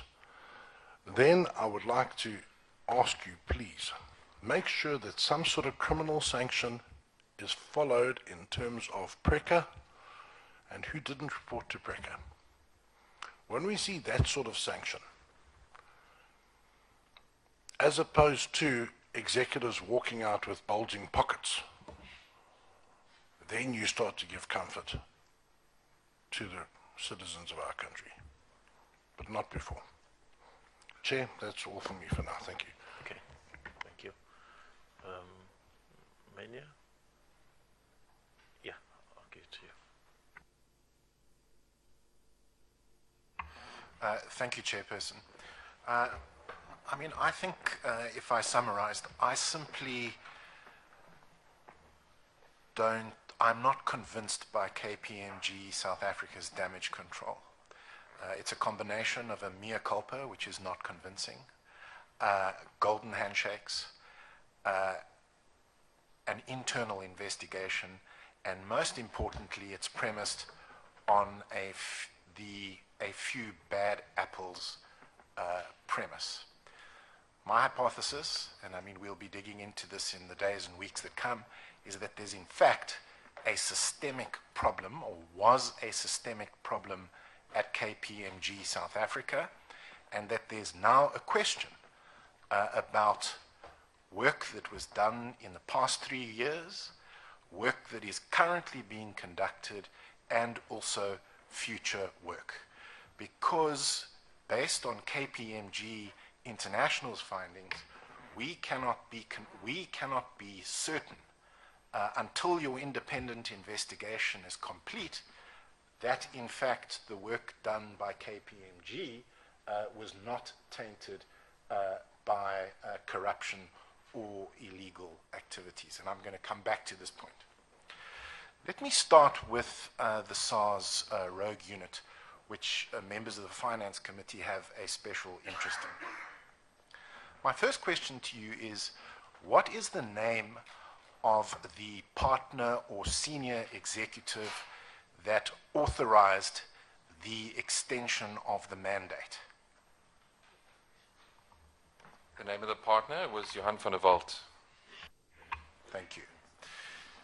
Did KPMG International's investigation reveal that SARS in any way was able to influence KPMG's conclusions, legal opinions, and recommendations?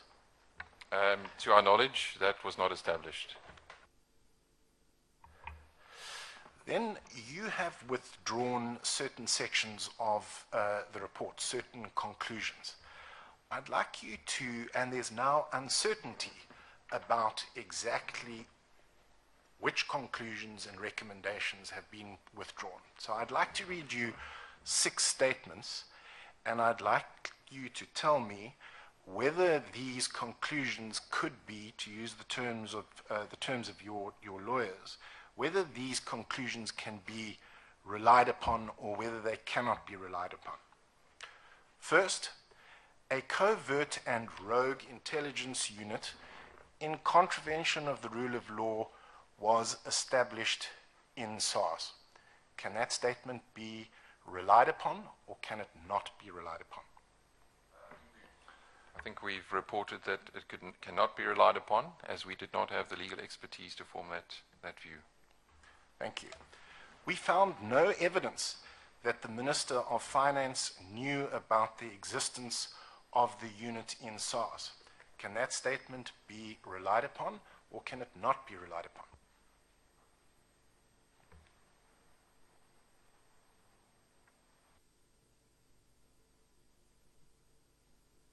Can be relied upon. We found no evidence that Gordon was informed about the existence of the unit. Can that statement be relied upon or can it not be relied upon? That can be relied upon. the unit engaged in unlawful interception of communication. Can that statement be relied upon, or can it not be relied upon? I can't confirm that, but I'll get counsel on that. SARS unlawfully engaged in the procurement of intelligence gathering equipment with the necessary interception capability. Can that statement be relied upon or not relied upon? I can't confirm that either. It is evident that the installation of the equipment and purchasing thereof was in contraventions of the provisions of the Interception of Communication Act. Can that statement be relied upon or not relied upon? I can't confirm that either. So the question then is, these statements are drawn both from the conclusion and from the body of the report. Two things are evident. You are not able to tell this committee what statements can be relied upon, and you're unsure about whether other statements can be relied upon, although you have withdrawn all the conclusions, recommendations, and legal opinions. So on the one hand, you conclude that the unit engaged in unlawful interception of communication, that statement, if indeed you have withdrawn all your recommendations and conclusions and legal opinion, cannot be relied upon. But what can be relied upon is the conclusion in the body of the report, which reads, SARS unlawfully engaged in the procurement of intelligence gathering equipment with the necessary interception capability. So how do you square that equation? Sorry, just to confirm that last statement, we can't confirm. So in other words, you can't confirm that conclusions that you have withdrawn are in fact correct or incorrect. What we've said is that we don't have the legal expertise to form many of these conclusions and recommendations, right?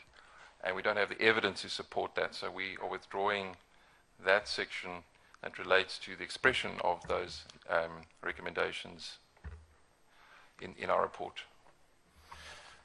The problem is that all these statements, save for one, are drawn from broad conclusions that you've made. So you are able to tell this committee, that we found no evidence that the minister knew about the existence of the unit in SARS.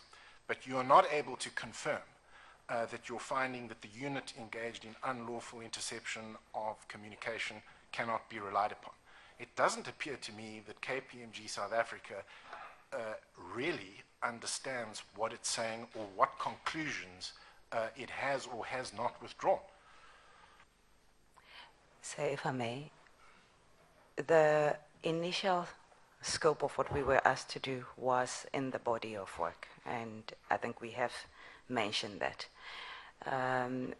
We, however, haven't had KPMG International redo the work to be able to satisfy some of the questions that you are asking from a review perspective. So the request would be that... Just a minute. Yeah. I think the point is making is that selectively there are certain conclusions that you can confirm, but then there are certain conclusions that you can't confirm, and yet all of them are drawn from a body of information that you went through. I actually thought all conclusions have been withdrawn, so I'm surprised that there are those that you say we can rely on, these we can't rely on. I think that is what is leading to his question. Point, Chair, the point is exactly that. KPMG South Africa claims to have withdrawn the recommendations and findings and legal opinions. I have read 6 statements. Despite KPMG South Africa withdrawing the conclusions and recommendations, they can't confirm that in fact the statements cannot be relied upon. Or perhaps I should clarify, as we've noted in our Basic media statement. logic. Yep. To clarify, But be careful of lawyers. we have indicated we're withdrawing that section of our report in full. Can I then ask you, one of the findings in that section, the unit engaged in unlawful interception of communication, can that statement be relied upon or not relied upon?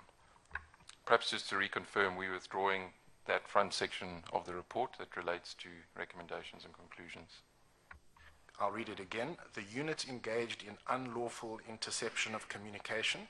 Given the fact that you have withdrawn that section, can that statement be relied upon or not relied upon? What we've said is we don't have the legal expertise to have expressed that opinion. Then why did you withdraw it? Because we don't have the legal expertise to actually express that opinion. So you withdrew it even although you're uncertain about whether it's true? So perhaps to put it in a different way, we could not own all of the opinions expressed there, as they were legal opinions provided that we cannot own as a firm because we don't have the expertise to do so. Chair, again, I'm going to move on. KPMG South Africa are unclear about what statement, given, despite withdrawing the conclusions, they are unsure about what conclusions can be relied upon and what conclusions can't be relied upon. That's the first point. The second point is that the section of the report dealing with conclusions, in other words, the unit engaged in unlawful interception of communication, that conclusion has been withdrawn. But in the body of the report, you make exactly the same finding. It is evident that the installation of the equipment, etc., and purchasing thereof was in contravention of the provisions of the Interception of Communication Act. That finding stands. How do you square the two? The reason why we're asking for an independent inquiry is because the work has not been reperformed. So we, sitting here, cannot be able to answer the detailed questions in that report. And we ask for some time to be able to do that through that process.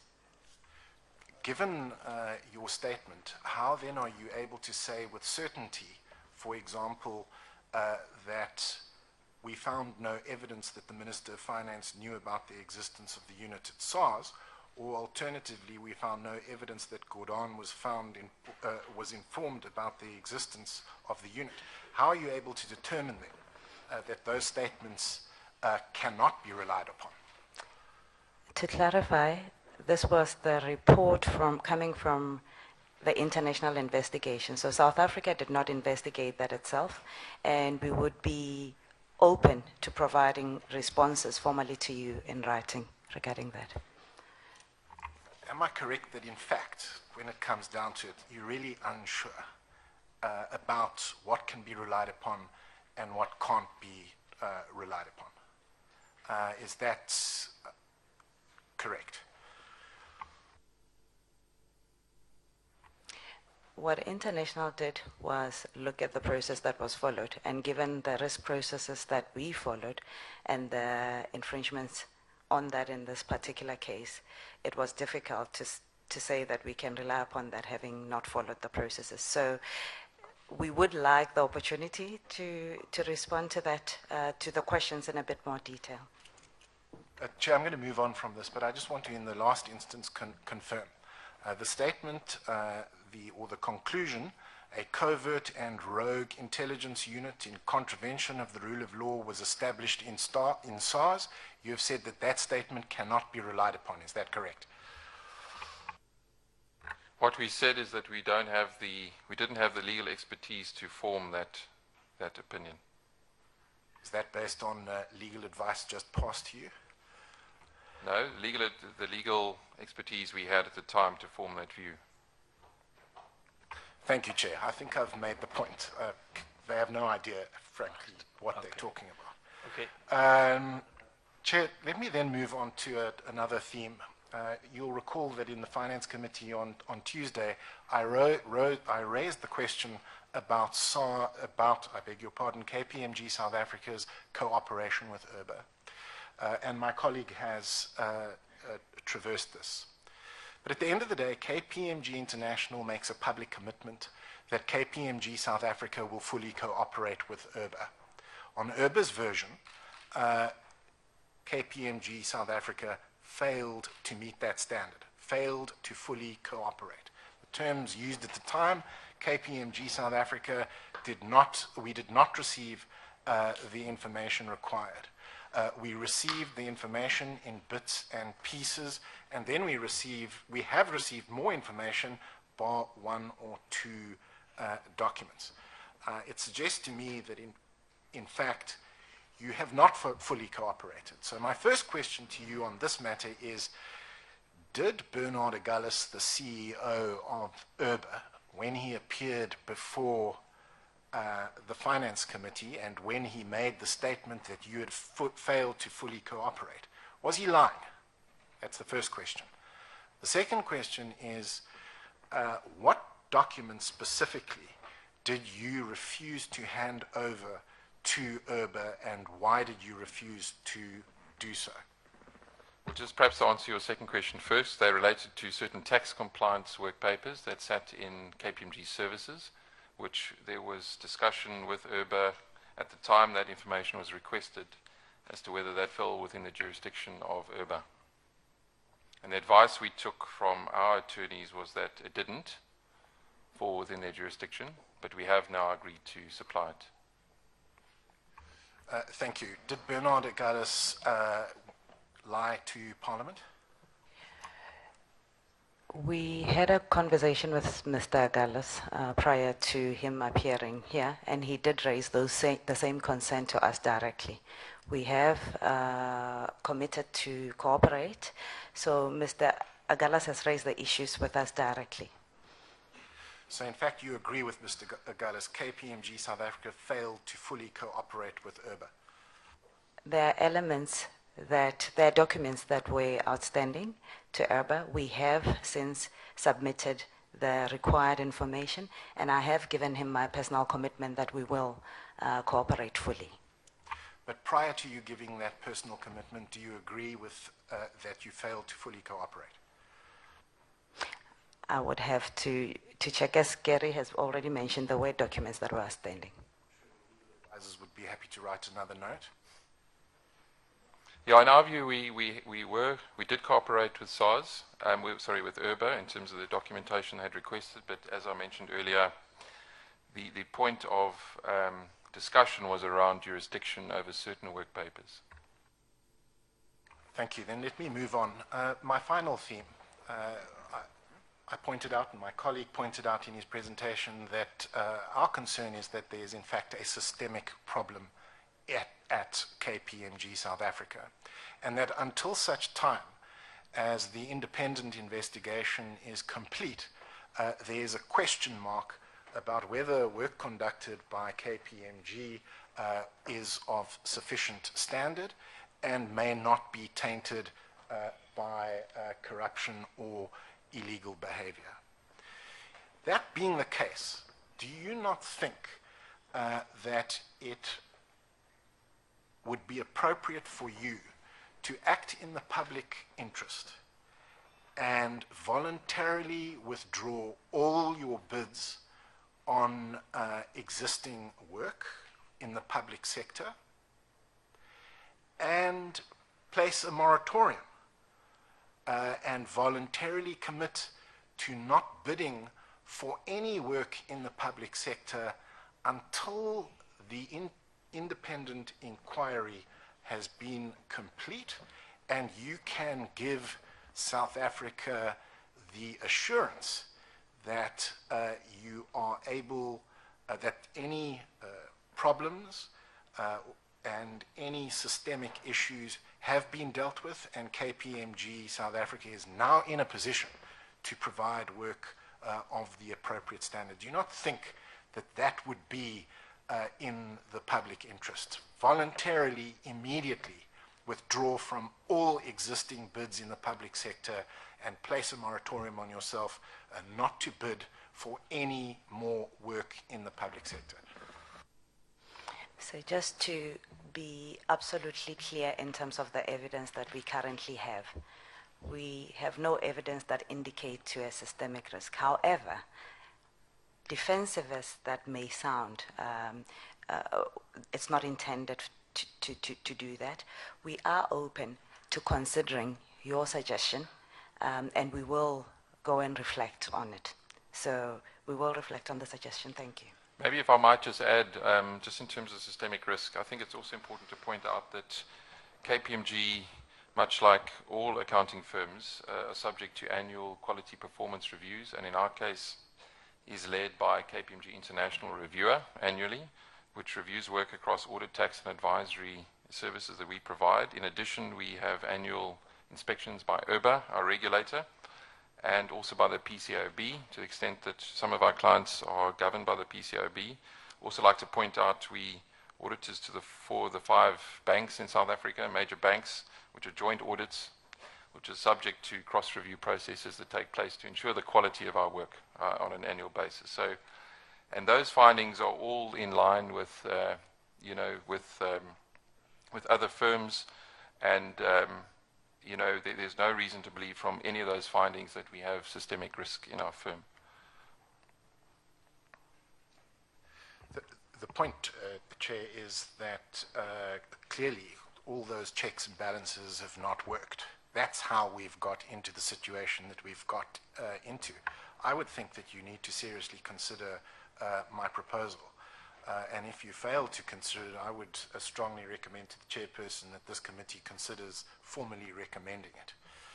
If I might respond, KPMG currently has about 2,500 audit clients. So in this case, the one matter that we've referred to relates to one, or in fact that is no longer a client, but it relates to one client out of a population of 2,500. Also important to note that that client was a small client of the firm. I mean, that client represented at its peak 0.02% of our revenue.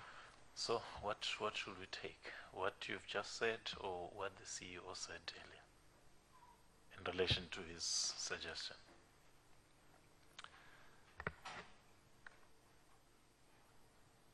If I may, Chair,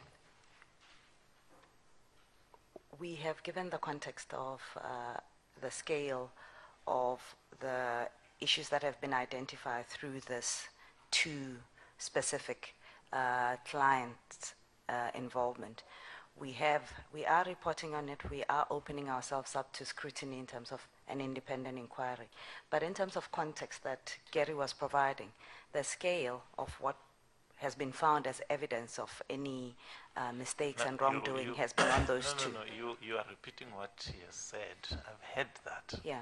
I was merely asking whether what he's saying is the definitive response to his proposal, or should we take what you had said earlier? So Chair, we said we will consider the suggestions that have been made to us. We do believe, however, given the evidence that we have, that there isn't a systemic risk. However, we're willing to consider the suggestion that has been made. Right.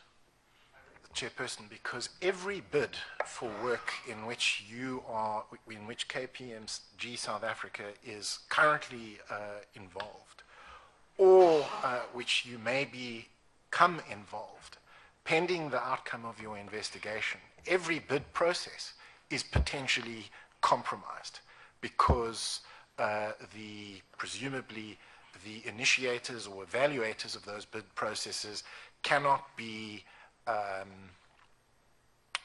sure that KPMG South Africa has the capacity to deliver work of the required standard.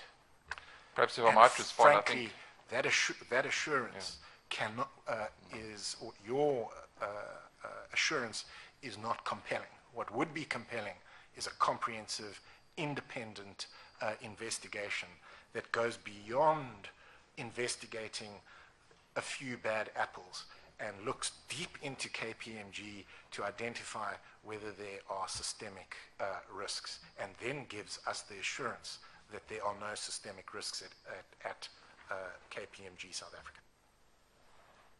Yeah, as we've said, KPMGI has confirmed that the quality of work on both the Oak Bay and SARS matters didn't meet the high standards of the firm.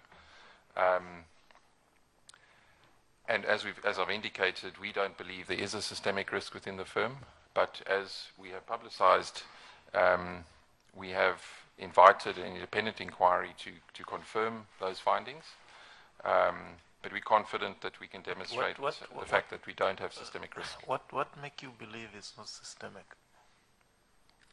For the reasons I've mentioned, we have independent reviews of a lot of work that we do annually. But those two clients' work was also independently reviewed, was it not? After it was done. Sorry, could you repeat the question? I'm saying the work of these two clients that we're talking about was also reviewed through the same process that you're talking about. Now, these two clients were not independently reviewed. They were reviewed by KPMG.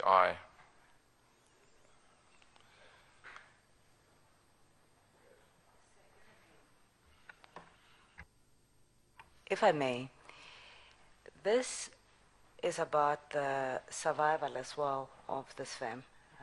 And I think in the opening I did mention that we employ people who are capable. We have made mistake on two accounts, and we will consider the suggestion that has been made.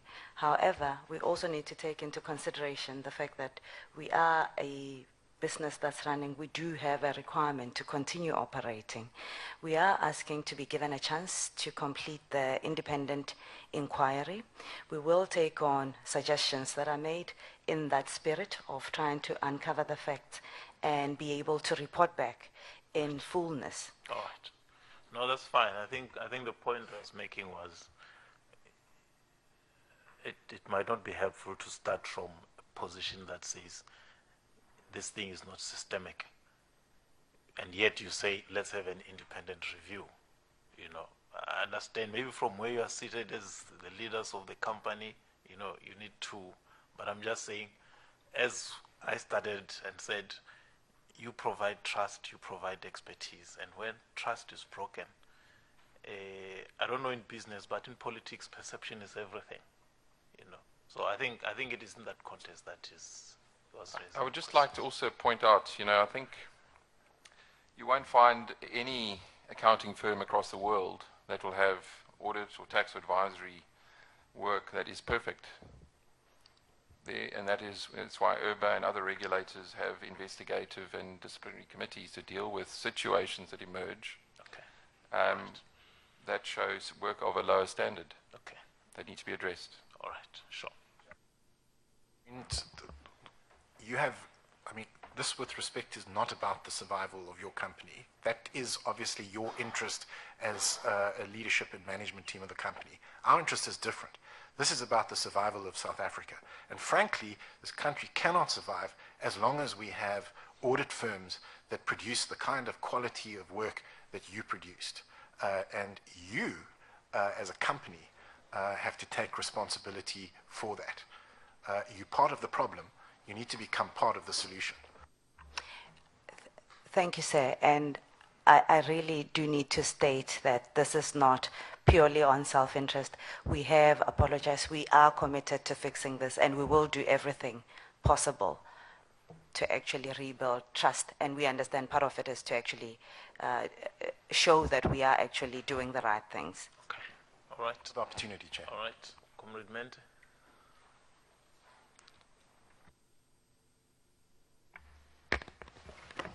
Thank you, Chair. Chairperson, just in line with the questions that were asked by Honorable Tim earlier on, I don't know if I couldn't capture it correctly. If SARS has accepted the offer of the 23 million to be refunded, did they accept the offer?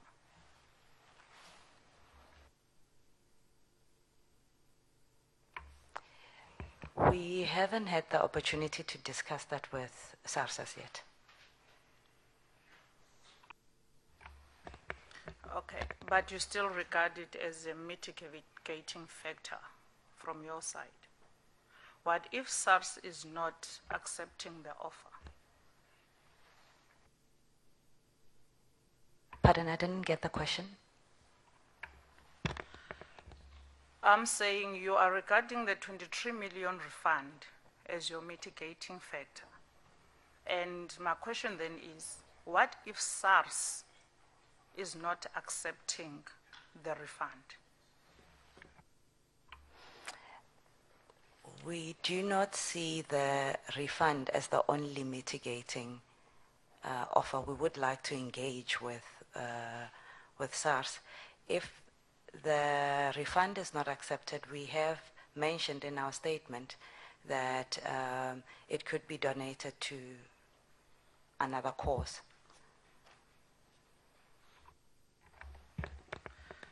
Okay, I saw that you would even offer 40 million as a donation to another cause. But we need to be very frank here.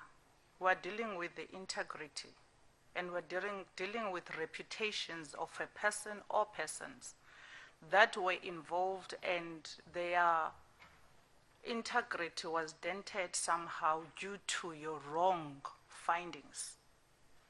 And that then created a situation in the whole country where us, as government, have trusted your office or your firm with audits of the country. And the problem then becomes when your integrity is under question, there is no way that we can sit here and vouch for you to undertake any audit of this government until such time that we are comfortable with what you are telling us. And by now, we're not comfortable with what you're saying. Number one, all these people, even National Treasury Chair, is buying into the explanation that says these people have resigned or left as a consequence of this whole chaos, which is not. And so far, I do not see any consequence that you have undertaken. I do not see anyone. I don't see criminal charges. And what you are explaining right now, let's just take the questions that were asked by the honorable member just spoke now. None of them you can confirm. You can confirm this, you can't confirm that, but you are uncertain about everything. And how is that going to regain your integrity? We are not comfortable with it. But then, Chair, with that, what I would like to ask first, from, if you allow me, from the Auditor General, they have 3 areas of billing. Where is that? The last page of their letter. There is advisory, there is tax, and there is audit.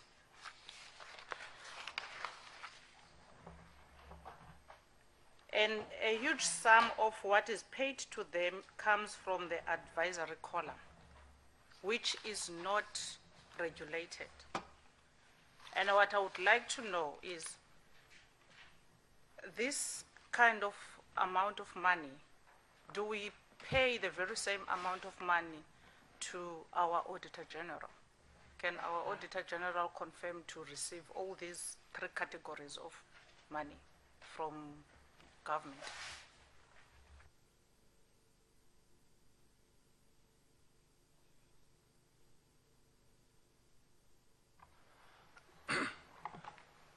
Thank you very much, Chair. Honorable Member, you read from a page I did not have. I just want to clarify if I understand exactly what you after.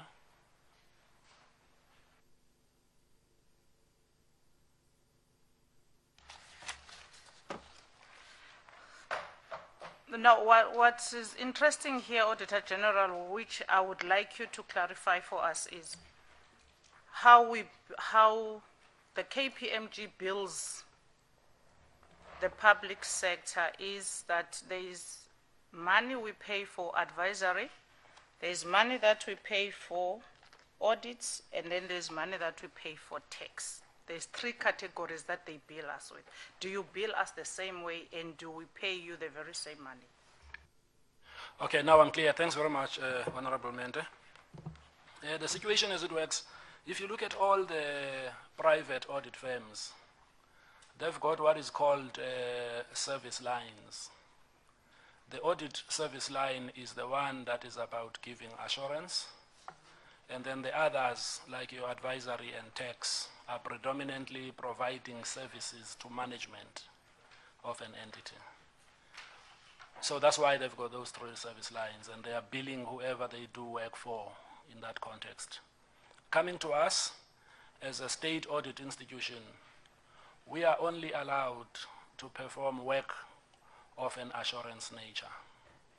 So when we dish out work to any of the private audit firms, we will be billed on the statutory audit services, whereas they sell more than that service also to other clients in the private sector. So in essence, we are not allowed to provide consulting services to the same entities that we audit from an independence point of view, as well as to try and manage the conflict of interest risk. So that's the answer. So whatever it is that they are showing here as having been billed in those three categories is also possibly coming from other entities in the state to which they provide those additional services, like tax consulting, like tax compliance, like other consulting type services, for example, roll out of a sub information technology program, which the client of theirs may not have, but they have the expertise of the people who are able to do that work. I hope I've covered your question. You covered it very well, but I just want to then get a confirmation. That means what you offer to the state and what you get paid is far less than what the state pays to private firms. Well, in most instances, if you look at the rate of the audit office, it's largely driven by considerations of recovery of the costs that we incur, from staff to facilities to rental of space to all sorts of other costs that we incur. So our rate per hour tends to be predominantly far less than what you would find in a private audit firm because of the, I guess, the structure of our cost base, as well as the fact that sometimes people accept the fact that if I work for an audit institution, whatever I think I'm worth, the audit institution will only pay me what it believes is an affordable amount from its point of view. Whereas there may be a different logic if you look at other firms in the private sector that might take into account other considerations in determining what has to be paid to people, including the need for them to send their people to win work. Whereas we don't have to win work. The Constitution says we've won all the work up front by giving us the authority to audit local, provincial, and national departments. So effectively, the difference, therefore, would be that we would come in at a rate a lot lesser than the normal rate that they would charge to their other clients because of the cost considerations and the infrastructure that we manage to deliver on our mandate. So in essence, if the private audit firm is doing work for us, we will contract them at our rate rather than at the rate that they normally charge other people. Thanks, Auditor General. Just lastly, if you can give us a rounded off amount when you audit a metro, because the metros in South Africa, except for Mangaung, are quite big and of more or less the same number of wards. When you audit, let's just say, if you audit a metro like Johannesburg or eThekwini, how much does your firm, how much does AG? I don't know the rand amount off the top of my head, but the driver of what that cost will be is the rate for the different levels of people who are on the audit, multiplied by the number of hours it will take to vouch for all the things that are reflected in the financial statements. It could be 12 different departments in a metro because of its size. That is responsible for distributing the 22, 25 odd billion rands of expenditure in the budget every year. So I cannot give you an exact figure, but it would be a significant number of people who are put into that environment, because others must go and test transactions in the electricity department, in the roads department, in the water department, in the Department of Infrastructure, and other such configurations. If you think about, say, the city of Cape Town, city of Johannesburg, city of Tshwane, or city of Ekurhuleni, or eThekwini, they vary in size, but the intricacies and the difficulty of some of the things they get involved with sometimes determine the extent of hours required. So that's the logic that we use, and of course the private audit firms also use the same logic to determine what the rand amount for billing a metro would be. And that principle would apply even to the smallest municipality in the Northern Cape. Its fees will be based largely on the determination of how much time is needed to mitigate the risks from a financial statement audit point of view. Okay, thank you. But just because on the spreadsheet that were given in terms of the contracts, I think it's coming from the National Treasury, the contracts that the KPMG is doing for the state in terms of municipalities. There is a contract of eThekwini, which started 2016 July, and the current value of the contract is 1.5 billion. I mean, it's 144 million, and the total number of contracts is 167 million. I just want to take that one out. It's outstanding, and it's a huge amount on its own. If you would estimate, Auditor General, if you have a job of auditing this eThekwini, would you also charge this amount of money? Is it a figure that would actually be the figure that you charge?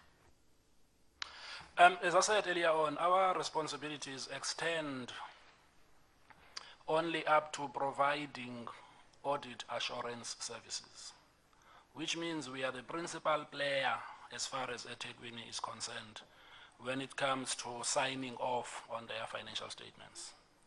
What you have on this schedule, which reflects the 144,979,200 for this contract, is a contract for non-assurance services. So the point is, depending on the quantum of those services that have been bought by the eThekwini, this 144,979 is not an indication of anything. It is largely developed as a result of what the average rate that was proposed by the service provider versus the service that has been sought. So I think the question can best be directed then to KPMG, who can assist you with understanding what services are these, for what are they, what is the scope of work, for how long, and all of that, and those type of issues of the rate. Then I think you'll be able to get to the bottom of this, because it's not easy to predetermine a professional service that might go on for 2 years, or it might go on for 6 months. Whereas a statutory audit is normally confined within a regulated period. For example, for local government, we have to sign the financial statements by no later than the end of November, because they've got a June year end. So in that context, we already have a predetermined picture based on our assessment of risk at the beginning of an audit as to how far can we go up to the 30th of November in order to sign financial statements. Whereas you might find this contract is a contract to try and fix something that they thought might be fixed tomorrow, but in reality it might take forever. That's why I'm thinking that you probably would be best placed if you directed your question to KPMG. Okay. as a comparison, it will be impossible to compare what a cost of a statutory audit is versus a cost of another consulting service that might go on for significant periods of time. Thank you, Auditor General. Thanks, Chair. Chair, I was trying to illustrate a need of KPMG within the public sector. There is no need to start off with. If we have an Auditor General that can do all this work far much lesser. And KPMG is a private firm.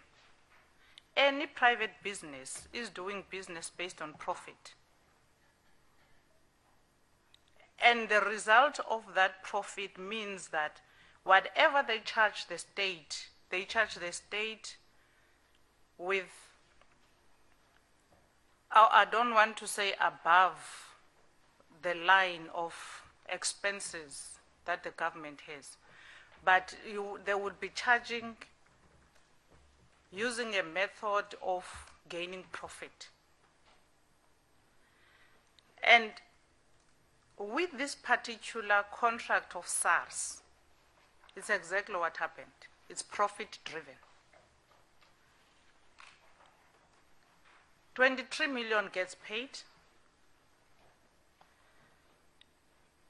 And it's easy for people to break the law.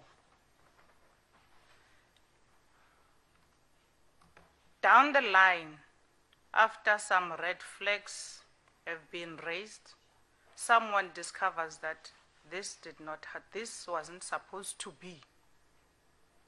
But they don't take into consideration that the integrity of the person who was in charge at the time and the persons who were involved in the transaction and in the contract from the commission of the contract, their integrity, all of them, including KPMG, are under question. So this is what profit does.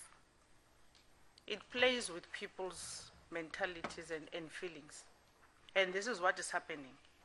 I was expecting that we'll get direct answers that so-and-so from SARS commissioned us as KPMG to do 1, 2, 3, 4, 5. But we are told, no, we are not sure who commissioned. And then 1, 2, 3, 4, 5 undertook the contract and they started auditing. And when we established all these faults as KPMG, we opened a criminal case for this one and that one. We fired that one, we fired that one. We took money from that one. None of those things happened. Simply because this is profit driven. You cannot tap on wrong places when you're dealing with profit. So these people have been allowed to exit freely and no one else did anything. I want to make another illustration, Chair. On your letter KPMG 1.4 and 2.5, when you were answering issues in relation to services to SARS and Gupta family-related companies and steps KPMG South Africa has taken in response. I would ask now 2 questions. When did you start auditing firms that are related to the Gupta family? And which entities are those?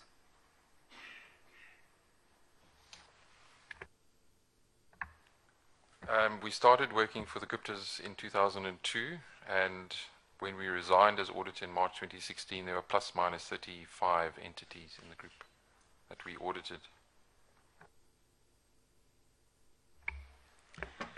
Did you at any stage get any red flags, either from your junior auditors or from the monitoring method you have in KPMG that was uncomfortable with you to say or to actually show that there were some irregularities in their audits?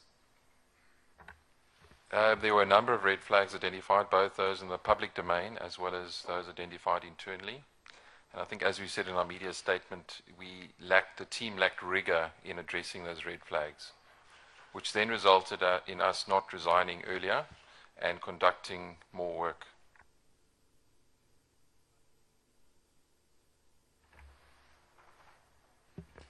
So you offered more work? Now, what I'm suggesting, as we said in our media statement, the team lacked professional skepticism, which should have been increased based on the red flags that were evident, which should have resulted in more work being done in those audits. So you do confirm that there were red flag raised? Yes, as is indicated in the media statement, there were a number of red flags identified in the period of our relationship until we resigned as auditor. You resigned as auditors from all 35 entities? Yes, we resigned in March 2016 from the entire group. What were the reasons of your resignation? The reasons were that was an evaluation of all the red flags that had accumulated over a period of time, which led us to believe that our association with that group was such that didn't fit our risk profile. Were there any criminal elements within the red flags, and did you alert the law enforcement? Yes, we have met all of our reporting obligations. In particular to law enforcement? In terms of PRECA, yes. But that was subsequent. In fact, we have not even probed the subsequent, because hitherto or before that was not done. I think he conceded to that when he was being questioned by Comrade Brataseth.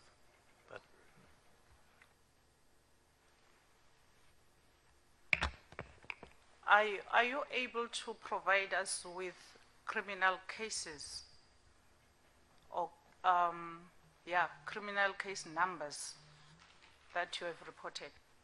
To the extent that we need to pursue criminal action, we certainly will. And as we stated in our media statement, our firm does not subscribe to subscribe to corruption or any illegal activities. We stand very strongly behind that, and to the extent that we need to fulfill any reporting obligations. No, that's fine. So essentially you have not done that yet. You have not done anything. There is no criminal case opened. Continue. This is now a second area where you are failing. Red flags every time they get raised to you, but you are very much hesitant to inform law enforcement. And you also are very much hesitant to recoup. Because when you are auditing, like the Auditor General, they will alert us that it's 1 billion fruitless and wasteful expenditure due to social development, national treasury, health, basic education, and we know why, and we know who to target. But your story, as you're saying, is also in the public domain. It doesn't have facts. Anything that is in the public domain is just a speculation. Can you be in a position to give us facts? Because if some of those red flags that were raised, they have anything to do with the public purse, then it's our business. And that money has to come back. Now, can you be able to give us all the red flags that you have uplifted from the audits of the Gupta family? As we've said, there were several red flags, and many of them were related to what is in the public domain. And we, when we evaluate a client relationship, we take into account all factors that relate to a client and the reputation of a client. Some of which, in terms of what's in the media, we can't and won't always, sort of know for a fact that it's true or not. But certainly we look at all the information available, including what we find during the course of our audit, tax and advisory relationship with the client, and then decide on the nature of our relationship and in terms of our client acceptance and continuance. In terms of the question you've asked, we're not able to disclose certain of that information in terms of the PRECA reporting responsibilities that we need to subscribe to. Another reason why we don't need you. You cannot provide us, the people in charge of the public purse. This is the tax money, it's people's money. They need houses, they need to send children to school, so there is money that you know of which has been spent irregular. There is transactions that you know of that have been illegal, but you cannot provide that information to us so that we probe further and get whoever is a perpetrator, bring them to book. This is exactly another reason we don't need you.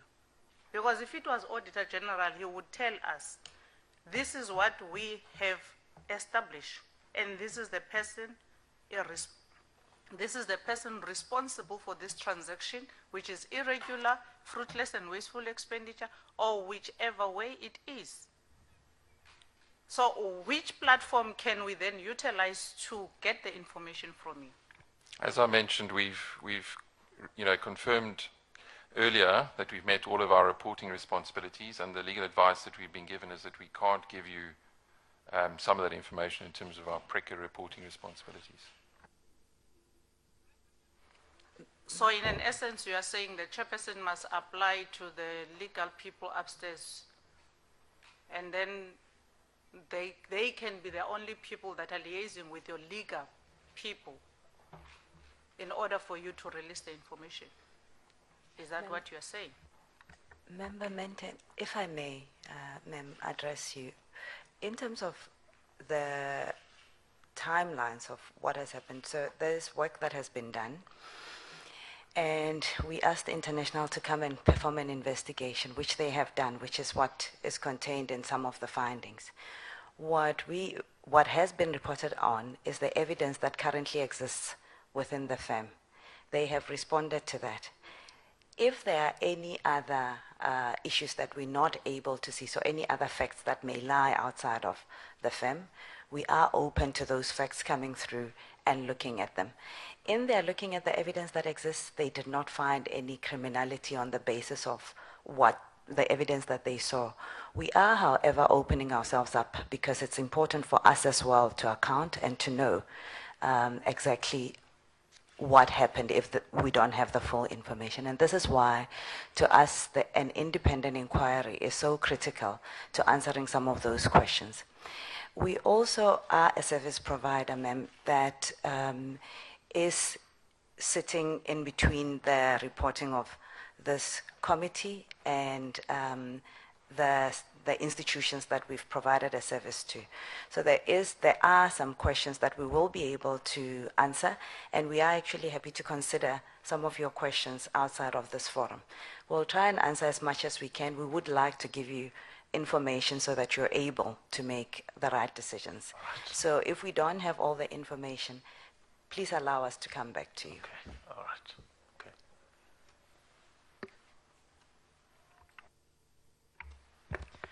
Thank you, ma'am.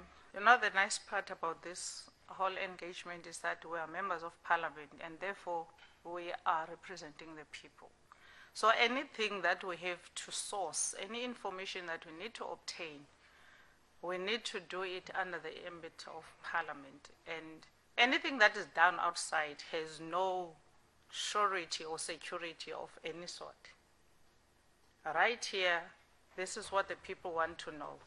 If the reason why they cannot get fees, free education in the higher institutions is because of tax evasion, illicit financial flows, and that has to be known here by them now. When we engage outside this house, it becomes a sort of private engagement between me and you. You can give it to me if you want to, you can't if you don't want to. You understand? So me being a member of parliament, and then I have that privilege of getting anything I need because I am here on behalf of the people, and that's what the people want to hear.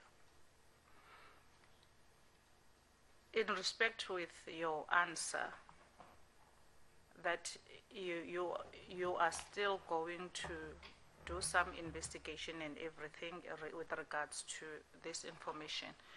I just want to find out from you, and you're saying that your KPMG International did not find any criminality within these transactions or the contract. It's only the matter of norms and standards that they are querying about.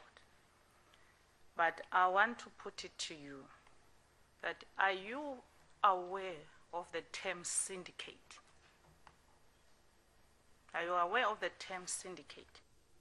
I have heard of the term, ma'am. Do you know what does it mean?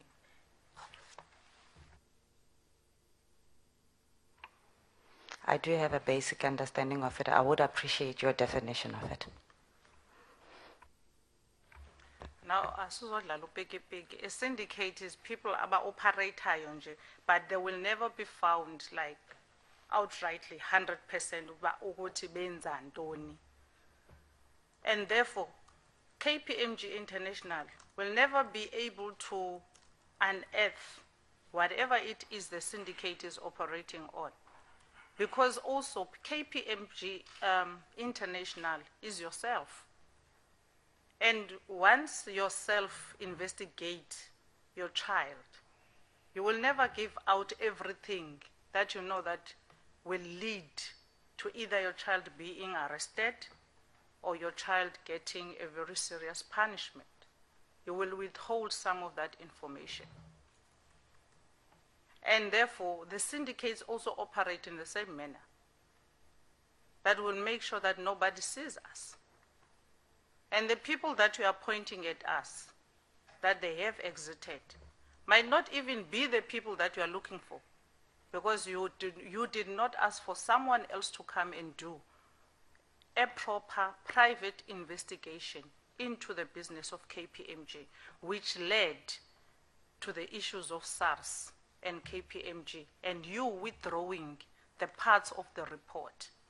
And that part of the report that you withdrew actually encourage all these illicit financial flows that are happening, all this tax evasion that is happening within our country, these billions and billions and billions of rands that even the commission of that Thabo Mbeki found. This had an implication on that. It had an implication on South Africa's money leaving the country illegally and cannot be detected simply because your syndicates poked their nose into a business that does not concern them. And I can assure you, the person who commissioned it, commissioned that with the intention to find a solution, but a syndicate blocked it. That no, a solution must not be found, because we have people within South Africa that must be allowed to take the money out without being detected. So that's what the syndicate does.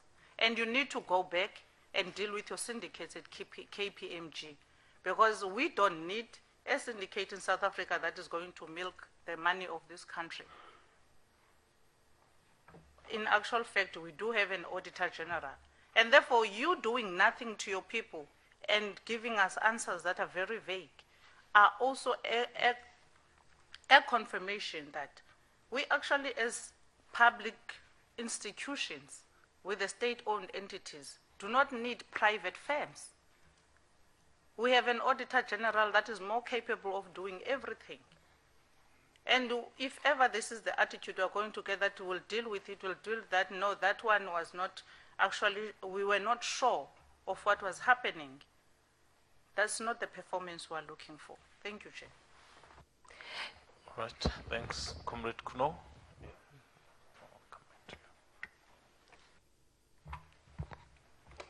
Thank you, Chairperson. Let me go forward a little bit.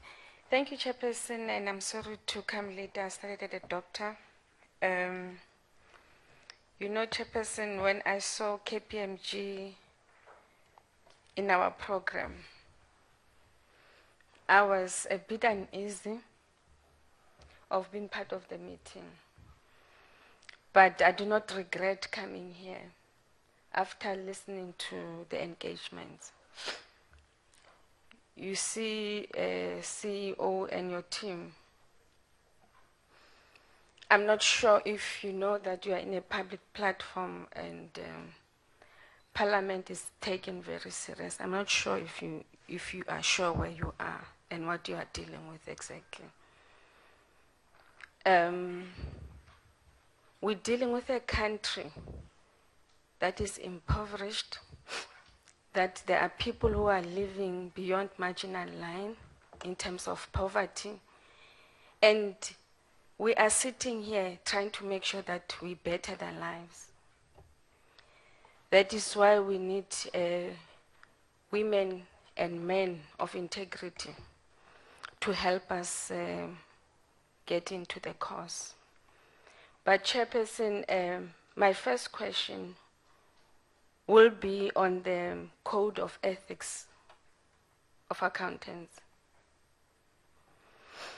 Which of those code of ethics are a problem to you as KPMG?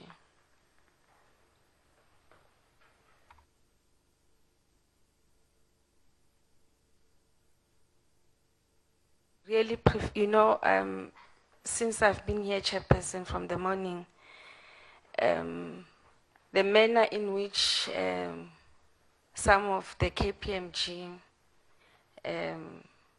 entourage are answering questions, to me, I find it very arrogant. So if you could just come down to our level and stop being arrogant, let us get into the bottom of this. You are indeed getting a chunk of money from audits from different departments and municipalities and the entities in government. So if we could just come down to our level and stop being arrogant, let us get into the bottom of this. With of those ethics is very difficult for you to deal with. Ma'am, if I may just start by apologizing. We have no intention of coming across as disrespectful or arrogant. We have agreed to come here so that we're able to answer the questions in the best way possible. If I may talk about ethics in general in the firm, and then I'll hand over to my colleagues who are CAs who will be able to answer that specific question you posed. We are a firm that has a code of ethics overall that govern all the work that we do, including the audit, the tax, and the advisory work. We have a social and ethics committee at a board level that looks after that responsibility. We also provide our people with training on ethics, on all the ethical related laws to ensure that there is compliance and awareness as well as competence in dealing with ethical issues. So we are actually extremely disappointed and regret being here talking about the ethics of our firm when we do provide all of that training. But I will refer the question around ethics of an accountant to my accounting colleagues. Thank you, CEO, and thank you to the honorable member. Certainly from our side as accountants or auditors for that matter, there is an expectation that we will act in a particular way, especially coming across information that seems to imply that these individuals with questionable personalities, questionable practices themselves. In our media statement, and the point that was made by the interim chair is that we honestly felt that the teams that were delivering on the engagements in question did not do justice to the considerations around professional skepticism in particular. I mean, the issue around professional skepticism itself is not a legislated requirement per se, but if you bring in the ethical element, you certainly can hold people accountable. And on that base, we cannot sit here and defend the judgment of people that were working on these projects, the ability to interpret the information they came across, and the ability to judge it accordingly. So as such, quite frankly, we are unable to defend it. We have come up with processes as a firm to ensure that people continuously understand what ethics means relative to what we do as accountants, but at the same time, we've made a point earlier on, given the number of people that work at KPMG, there are instances where we are let down by people. And in this case, it's one of those as well. And we do recognize as the leadership that we need to act, we need to be held accountable as a firm, and we need to Chairperson. do better. Chairperson, you know the problem, we have a piece of legislation that we work with PFMA as members of parliament. And you'll find that some of the accounting officers expect their subordinates to actually go through the principles of PFMA, which they themselves cannot conform to. And you are doing exactly the same thing. Your ethics are, let me just read them to you so that you understand and you can answer my questions precisely, so that don't generalize my question, because my question is pointed. The revised code of ethics, according to ISPA in 2005, is integrity. A professional accountant should be straightforward and honest in all professional and business relationships. Objectivity, professional competence and due care, confidentiality, and professional behavior. So from this, I wanted to make it easy for you so that you can just point to me which one of these ethics is a problem to you as KPMG. In the context of the team that was deployed to deliver work on SARS and other pieces of work that are being contested, due care will be the obvious one. The problem is not KPM. What is this thing, SARS? Your withdrawal of the report of SARS. My colleagues have taken us through the work that you are doing with different departments. And as a member of SCOPA, I understand and I want to align myself with what Honorable Mente has said here earlier on. That my conclusion and summary, Chairperson, would be that you as independent accounting firms, you do jobs with different departments, not to help that particular department, but to make sure that you can milk them forever, and they keep calling you because you tell them what they want to hear, not to deal with the root causes and actually help that department that you are auditing, which is a problem. So when you say it's due care only, I'm really concerned because that is not true. The problem here, it's not only SARS, it's other departments as well that you have audited. Have you sitting there, can you actually stand up and say, in this department, we try to make a difference and help them, not only taking their money, which is overrated, but we really actually help this particular department? Thank you, Honorable Member. You've asked us to be honest and straightforward. I sit here as part of the leadership. Ask you to be honest and straightforward. It's according to the ethics that you, as an accountant, the intention was to reaffirm the point that you've made, Honorable Member. We sit here as a firm or as the representative of the firm itself, remaining proud of the work that we've done with government and even within the private sector space. We have been involved in projects that seeks to support governance or good governance within the state itself. And without having to go into further details, I want to state on record here that we've responded to service requests like any other service provider. We have been evaluated in terms of the teams, the project plans, the methodologies that we've put together. We've been We've been judged according to that, and certainly our clients in this case, being public sector, have accepted that KPMG has got a value to add. Yes, we've been found wanting on some of the projects, but I want to take the conversation further. In us having to deliver against our promises entailed in the proposals, confined to the legal agreements that we've entered with our clients, we have been managed accordingly.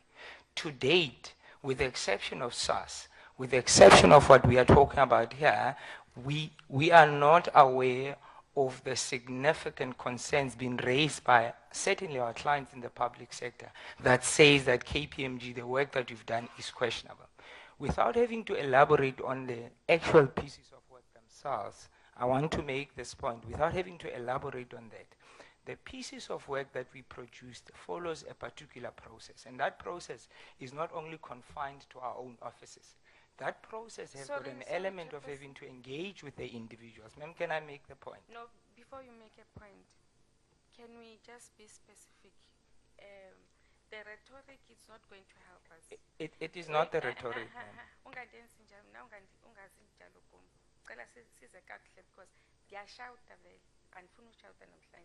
I'm not feeling well. So please, can you, I'm saying to you, we are reading newspapers. I do not want to, you know, one thing that we pride ourselves with as SCOPA, we're not here to come and report on behalf of the media. We deal with the matters as they are. It's not only SARS that had a problem with you. Other departments are coming on board.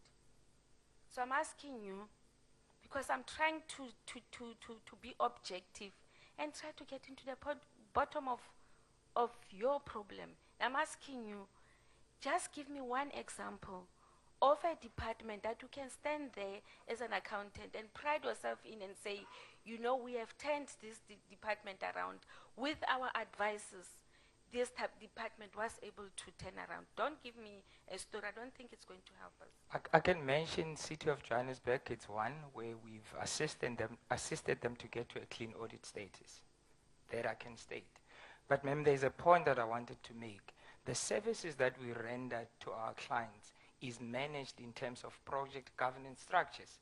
And in terms of those project governance structures, we are held accountable where we are found wanting in terms of the delivery. You've made a point earlier on that the issue is not only confined to SAS, there's other instances where we've been found wanting. Certainly sitting here as being the head of public sector, I'm not aware of those significant concerns that have been raised directly towards KPMG where people are questioning what we've done. I'm not aware of those. All right. Okay. That are here, Chairperson. Most of these departments here, they are in serious financial and dire needs, and they really want changes and need to be helped. And those are the departments that you are auditing. I'm just trying to follow up on what Honorable Mente was saying earlier on. That's why my question, that's why I asked you the question that I've asked you.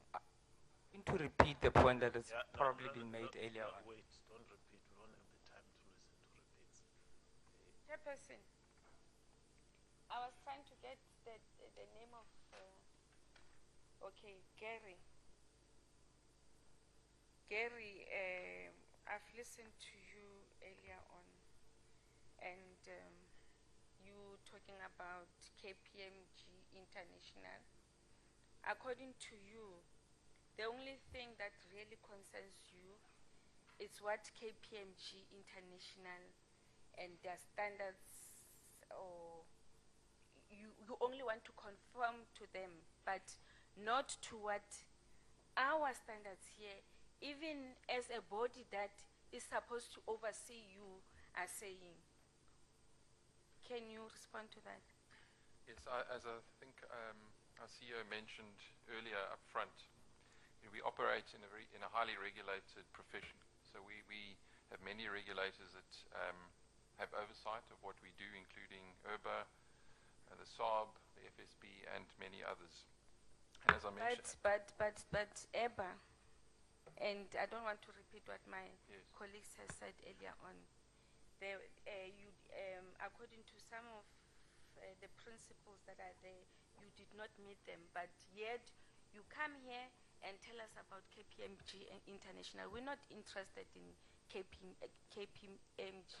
International and your principles there. We are interested in what is governing you here in South Africa. You're not getting a business there. We're talking about the public funds that you have utilized, and I think as a person, it was not utilized the way it should be, and you overcharge them. But that's what I'm saying. If you could answer to that exactly, I mean, what is your priority exactly? Well, I think just perhaps to answer some aspects of that question, you know, the vast majority of work is done as part of a formal tender process where we need to table our credentials, our skill set, and our fees. So, you know, as my colleague Madisa mentioned, you know, all the work that's typically done is subject to those governance processes, which then require us to be fully accountable for the work that we do. Chairperson, I agree with my colleagues. And I'm saying that we have our own Auditor General in South Africa. And I think we're doing quite well, and I hope that their office can be expanded to make sure that they can overstretch themselves to all the departments and the municipalities, because I think these private firms are really doing a disservice. And, you know, I've been reading about the problems that KPMG has in Botswana as well. So, you know, that's why we have this problem of illicit or financial flows. And, you know, as you're listening to the way they're responding, you can actually tell that there are people who are here to make sure that Africa as a whole goes down the drain, you know. And, you know, the problem is that when you go abroad and you tell people that you are from Africa, they think that Africa is this corrupt continent that is not going, you know, it's not neither going there nor there. And it's because of people like you are professionals who, instead of helping us, you are aggravating the situation for your own benefits and for their own use of making sure that your international companies benefit from the produce of South Africa, which I think is very wrong. And that's what is happening also in mining industry, Chairperson, where you find that our minerals are taken out of Africa into Europe and all other countries outside our precincts, you know, very cheap. You know, we are being defrauded as a continent. People are stealing from us each and every day. And it's, you know, it's sickening. Maybe I don't want to sound like I'm racist, Chairperson, but okay, it's sickening to find that some of our people are even part of that. Okay. But Chairperson, I've heard that the people that have been set here that have resigned, their role, they've not really resigned, Chairperson. That they're still in the payroll of KPMG. So somebody, you know, the ethics that we're talking about on the accounting principles, they're not applying that at all, Chairperson. We are taken for a ride, and even this parliament is not taken seriously. I mean, if those questions that they said they will look up to and come back to us in terms of answering those questions, I mean, how can you have people like the chairman of the board, the CEO? You know, these are the key people. It's not only your middle management. These are the key people.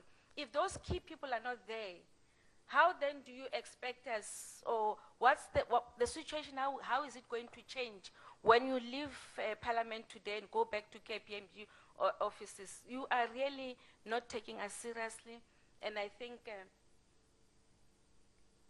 they are really taking us for a ride, Chairperson. It's not true, and they must tell us now, is KPMG a company, or are you just operating as a matchbox? You know, there's no, the over people who are really doing the job, they're not there, but you are just there to come and finish what you have started, milking South Africa. All right, okay, all right. I think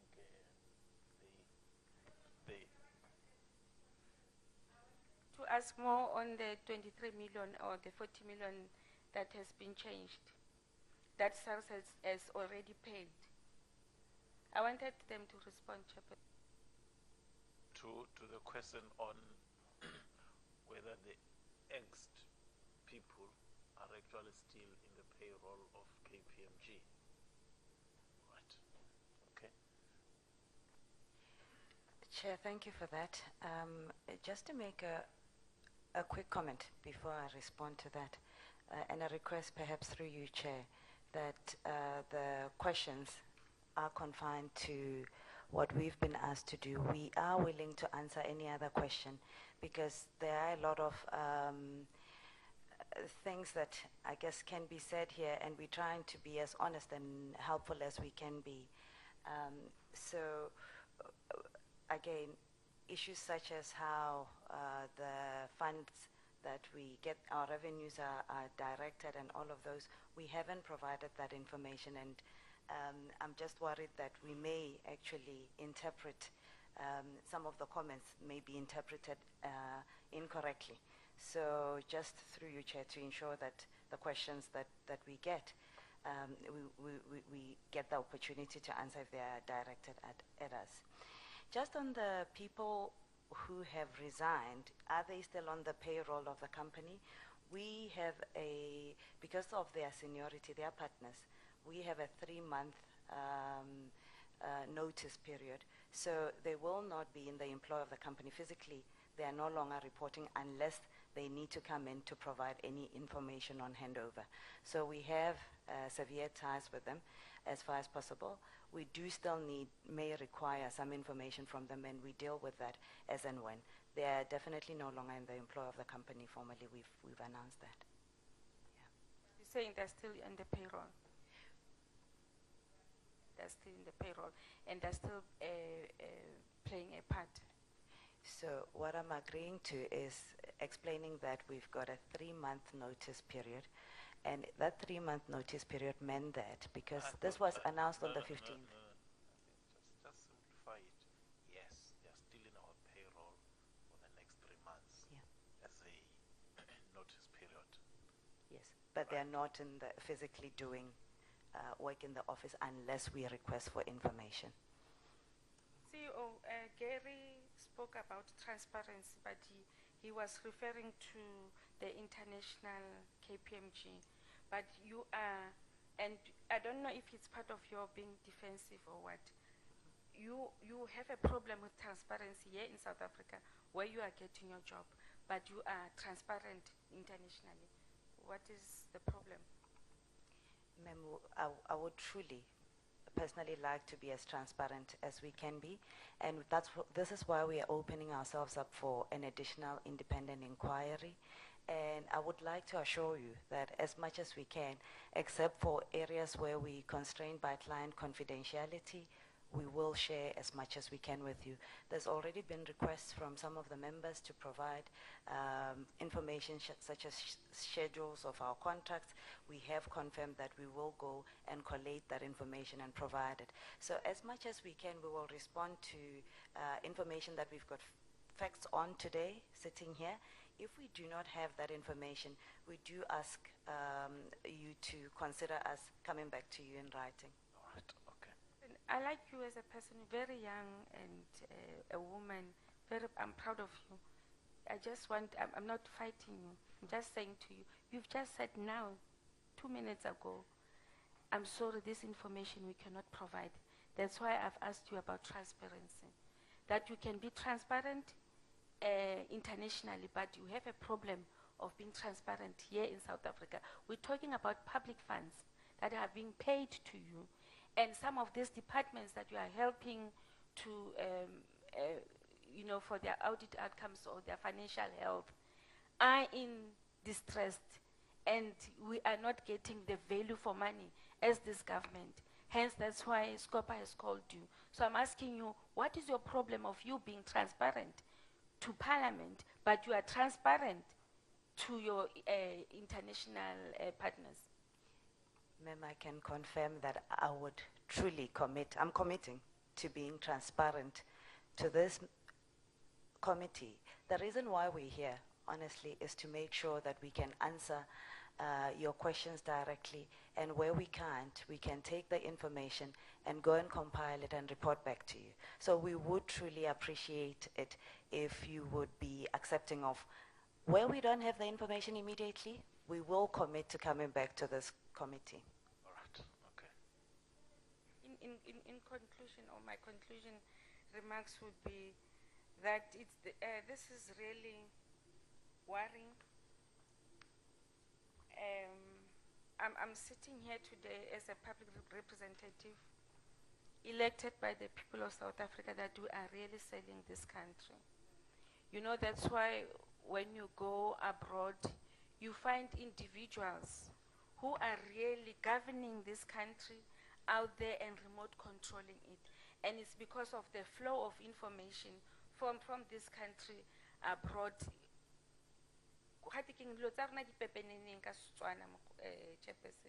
You will interpret that, you will translate that to them. And which is why AG, I think as a country we need to do an introspection and actually say, where do we really want to go? If we can be led by international companies who are really taking primary role in dealing with, because finances are your most important thing of government. If you find international partners intruding into our country that way, I think it's a serious concern. A concern that that's why, you know, we can't find ourselves if we're going forward or backwards. You know, we are here, we are on the same path because there are people out there who are remote controlling us. And Chairperson, it's important that maybe the Auditor General's office is beefed up and making sure that they do the business as they're supposed to be dealing with all the departments. This is it's a bombshell, Chairperson. It's very problematic and it's a serious concern. We should not have companies like KPMG and all of them, all these accounting firms, or anyone that has international partners doing business here, because they're not even selling information. It's not a problem for them. It's an easy thing. It's an email away, you know, email away. They're just selling it like that. It's not even at a cost. It's very cheap. We are selling our country at a very cheap price. And I think as a country, we need to open our eyes.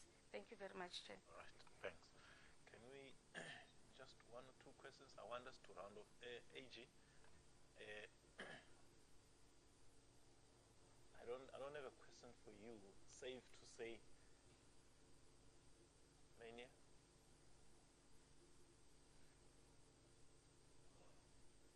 You know, it was just not possible for us to meet KPMG to discuss these issues without, you know, extending an invite to you, because the very premise of calling KPMG is because of the work it does in the public sector, which relates to finances, with which ourselves and yourself, you know, are. To decide, Bishop, I'm very, very, very sorry. Very, very sorry. I think I'm getting old. The 24 million, is it 24 million or 23? That they charge SARS to do their job. Now they start thinking of being, you know, trying to help a charity organization. That's the letter that was written by the lawyer that will give it to a charity organization. Huh? Yes, you have covered that, but all I wanted to say about that, Chairperson, was that how do you take money from government and want to give it to charity organization? Obviously, it's an organization that they're working with. It's a form of trying to take that money back into KPMG, when we have problems of education in South Africa, why can't they take that money back to SARS or to Department of Higher Education or to any university and help that university instead of being philanthropists? What again, you know, they're trying to be, you know, making a good. What about other investigations that they've made that had problems? What's going to happen to that money? So I'm just saying, if you take money from SARS, why don't you give it back to SARS instead of saying, you know, we'll use this money according to the way we want to use it for? Thanks, Chair. Okay. All right, as I was saying, so I think, AG, I'll go back to my comrades here for their final conclusions, but I would afford you an opportunity to make some brief comments if you feel it's necessary. All right, just a few questions. Now I'll start with Ross, and then Tim. You're fine. Okay. All right. Then it will be the two of you. Thank you, Chair, and thank you for allowing me to lead the inquiry and also for the positive interaction.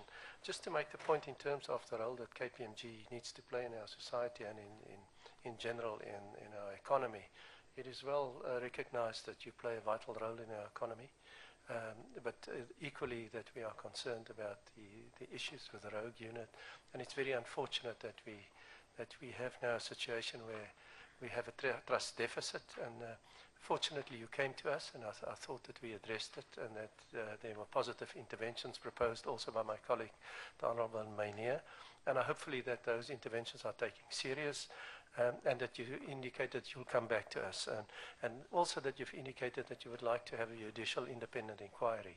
May I just request in terms of this individual judicial independent inquiry that you would consider it to be as transparent as possible, and even perhaps considering, and this was recommendations from the press that we highly rate, that we will also be able perhaps to nominate our chairperson or somebody from Parliament to serve on such an inquiry, to see that we can really address the issue of transparency, and that we, as you could sense today, that we work in the public interest. That is well represented, and I think that's the point I'd like to make in this. In terms of the rogue unit, Chair, very important that we get the memo that you, on your briefing with SARS, the original briefing with SARS, that there should be a memo, there should be documents, and that you commit yourself to supply, please, our committee with those documents as you've indicated in writing, and that would be appreciated. And if you can do it the sooner, we would appreciate it. Memo in your briefing from SARS on your regional mandate, on your regional commitment that you had from SARS on what you intended doing. I think that would be helpful in coming to the crux of the rogue unit. Yes, and then my last remark is just thank you very much for availing yourself. I would like to reiterate also to the AG, we know we're not the regulator, but I believe it was a fruitful and good discussion. Thank you so much. Thank you, Chair. I don't want to try your patience, and I will be brief. I just want to revisit the whole question of KPMG South Africa's audit of the Gupta entities, which is really where it appears KPMG South Africa provided the sort of corporate grease to lubricate corruption. Now, you've said that you've complied with all your reporting requirements. I wonder if you could explain to this committee what a reportable irregularity is, what your obligations in terms of reporting reportable irregularities are, and whether indeed KPMG South Africa reported any reportable irregularities to the regulator relating to the audits of the Gupta entities. And if you did, how many reportable irregularities did you report, and in respect of what did you report? So that's the first question. Thank you. Okay, our responsibility in terms of reportable irregularities is to identify any illegal acts or otherwise during the conduct of our audit, which then need to be reported within a fairly short time frame to our regulators. at the time of doing the Gupta work, there were no RIs identified and reported up until the stage of our resignation in March 2016. So, in your audits of approximately, correct me if I'm wrong, 35 Gupta-related entities over a period of years, you are telling this committee that you reported no reportable irregularities to the regulator. Is that correct? So as we said, in our conduct of the audit, which resulted in unmodified opinions over those years, there was no evidence suggested as part of the audit process that should occur. But as we said in our media statement, the level of professional skepticism that was exercised in that audit was insufficient and should have resulted in more audit work being done in certain areas. So in case of the audit of Linkway Trading, where your junior auditor in fact raised the question about certain expenses being claimed as business expenses, no reportable irregularity was forwarded to the regulator. Is that correct? That is correct, yeah. Do you think that it would be reasonable for a member of this committee and indeed a member of the public, upon learning that after auditing up to 33 Gupta-related entities over a period of years and reporting no reportable irregularities, in other words, finding no evidence of any unlawful activity, despite the fact that your junior audit partners raised questions about certain expenses being claimed as business expenses? Do you think it's reasonable to conclude that in respect of the audits conducted by KPMG South Africa on the Gupta-related entities, that in fact you turned a blind eye to unlawful activity? Would that be a reasonable conclusion? Yeah, we would disagree. I think what you said is that the amount of work done was insufficient, and had more work been done, that may have well identified some of the matters that have come to light since then. Chair, I think that concludes the point, but I think it should be noted that there is an obligation on auditors to provide the regulator with what are called reportable irregularities that identify possible unlawful activity. And in respect of more than 30 entities and audits conducted over a number of years, KPMG, in my view, turned a blind eye in respect of those audits. And that matter, of course, is going to now be investigated by IRBA.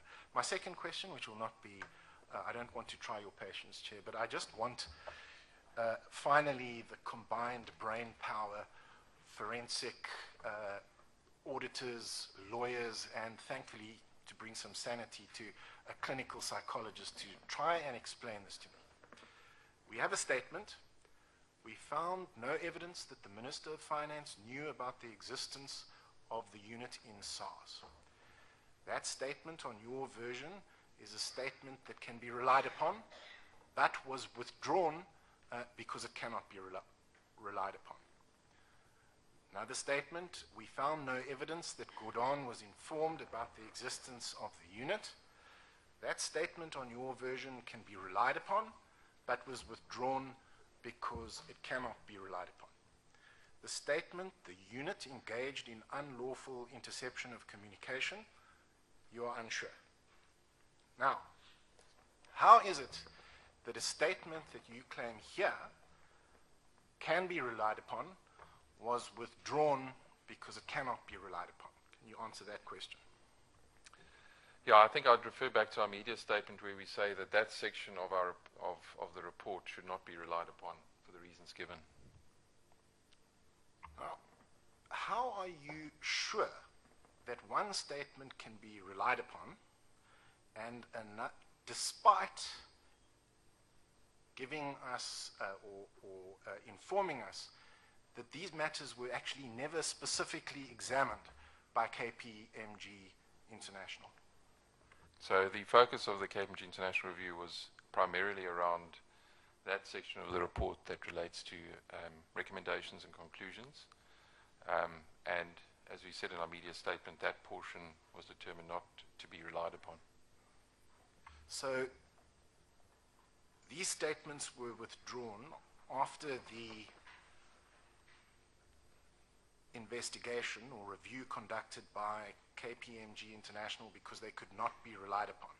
But your version here was that they could be relied upon. On what basis did you make that statement? And why are you contradicting the findings of KPMG International? Yeah, I don't seek to contradict the statement, and I think we stand by the media statement as presented. Chair, with respect, that's not an answer. I mean, I'm not a forensic, I'm not a forensic, it's going to take a clinical psychologist to work this out. No, no, what he's saying is you cannot rely on his earlier answer. So he's withdrawing it.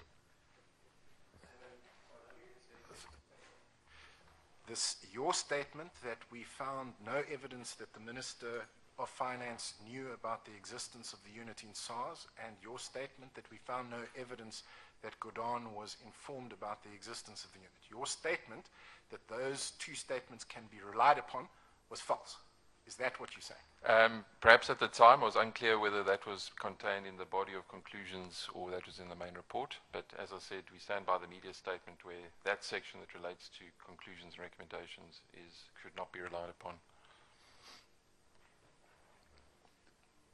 Chair, I don't think KPMG South Africa frankly understands what it's saying. That's the only conclusion. No, I think let's leave it at that. Okay, you have a few questions. Yes, comrade.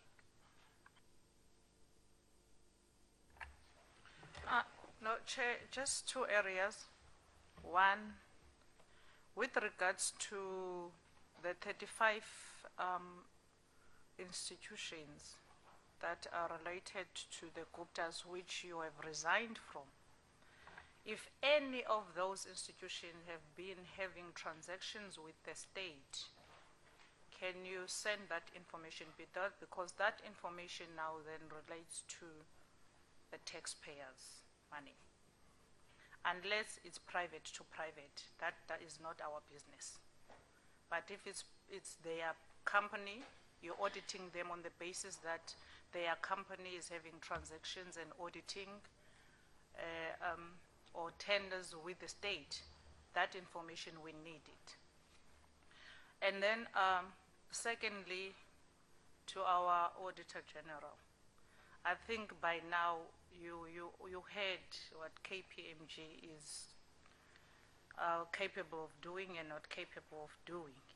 And my plea to you will be to review your auditors yourself, because you can't audit yourself as an AG. You have to find someone, and KPMG, I believe, audits you. So you'll have to review your relationship with KPMG, because if they do this, we don't need another haircut like they did with SARS, and it will then mess up the whole financial system of South Africa, because our Auditor General in South Africa is the only backup we have in order to achieve good governance. Thank you. Okay, thanks. Some few comments from you, Auditor General. Thank you very much, Chair. And let me recognize the point that Honorable Mende made just now as a way of correcting the true status. KPMG do not audit us. They audit on our behalf, like all the other 40-odd firms of chartered accountants who are registered as registered auditors. So I think let me just clarify that part. Having done that, Chair, I wanted, as I was listening to the discussion and casting my mind back to discussions that took place at various places during the course of the last 2.5 weeks, since the KPMG international report was released. I went back, Chair, and looked for something that I once crossed, which was a report. It's called the Final Report on the Commission of Inquiry into the Affairs of the Master Bond Group and Investor Protection in South Africa. I think this report is very relevant. It was a report presided over by Justice H.C. Nell and was released in April 2001, the financial report on this matter, where the Commission was preoccupied with understanding what were the issues that gave rise to failure of certain entities, including Master Bond in this case, and many others. And Chair, I think it is instructive to maybe also for the members of the committee and all of us to have a look at this report and perhaps pick up from it certain sentiments that were expressed way back then, which make me, after reading it, conclude that we have been here before as a country. I'm going to tell you why I say so. In the introductory part of this report, I will quote directly.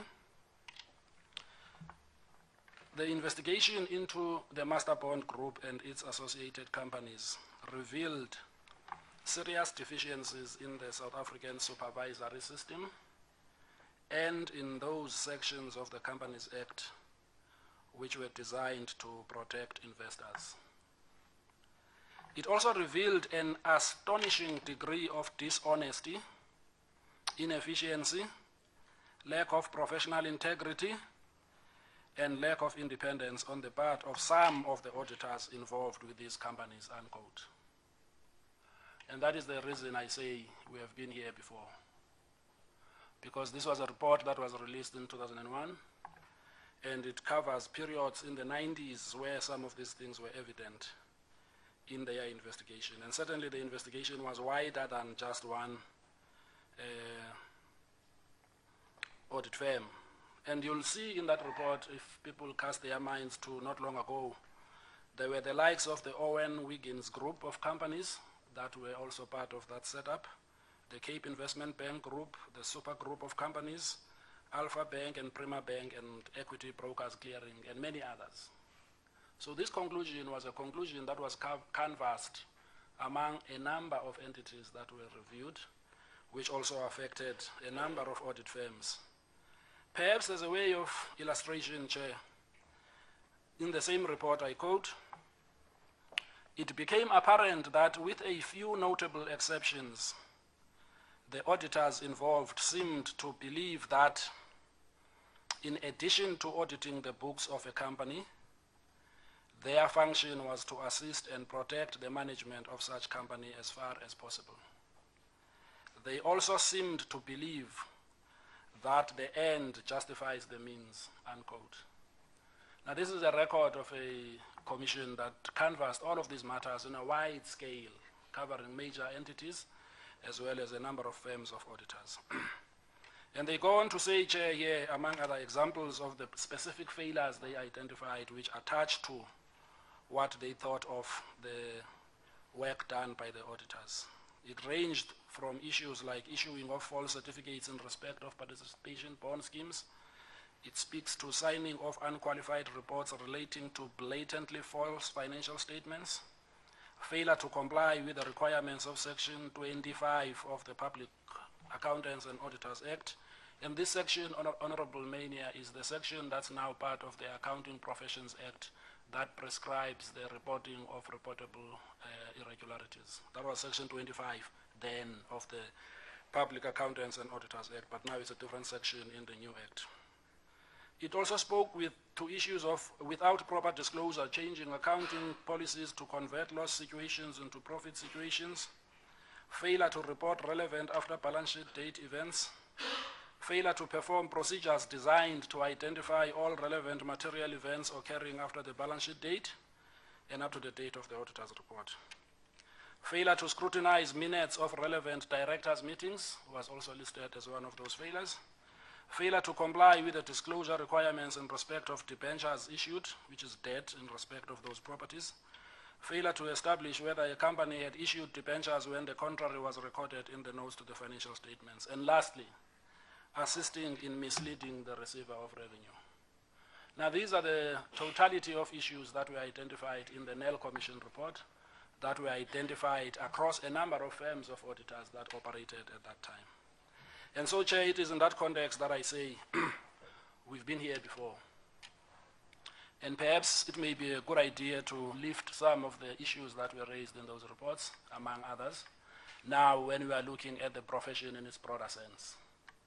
And I think such an exercise cannot be complete without the involvement of IRBA, without the involvement of the South African Institute of Chartered Accountants, without the involvement of the principal players in this space who are the auditors, I think, as well as the involvement of those that need this information to be assessed when it gets reported to the public, because I'm sure we all agree that in modern economies, all members of society are encouraged to save some portion of their earnings in order to invest it in pension funds, in unit trusts, in life insurance policies, and the like. So when these reports, whatever audit reports are issued, there's an element of trust that's built into them in order to protect, among others, the interests of these key categories of people, many of whom are vulnerable.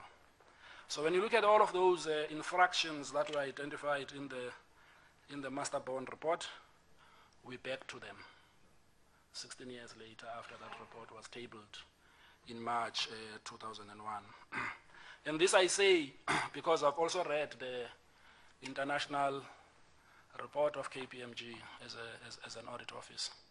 But perhaps what struck me more in the report, Chair, was when I saw in the very first paragraph in page 1 of the KPMG international report, where I quote, they say, this investigation did find work that fell considerably short of KPMG standards. It's an internal admission. It's an admission by the international body. I think if I use that same reference there, it's almost a case of I know my child is naughty. If you use that scenario of a parent and child.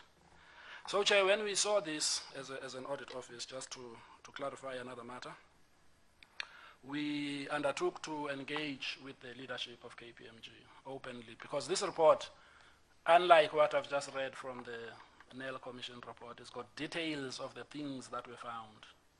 I think this report, quite fairly, has got details of the decisions that were made on the back of some detail that has not surfaced in the report itself. So it caught us off guard because we didn't know exactly in what way two elements for us that we believe are important. And one element is the whole issue of independence as well as professional competence. Those are the two things that we normally test when we engage the services of any audit firm with a view to contracting work out. And we set out to clarify ourselves those two questions with the local leadership of KPMG, because it was not apparent from this report. One can argue that it is an aberration. Somebody else can come around and say it is indicative of a systemic breakdown in the systems of practice management and risk management of a publicly engaged audit institution. So we didn't know that. We wanted to establish that. But upon engaging with them, it was still also too early in the day.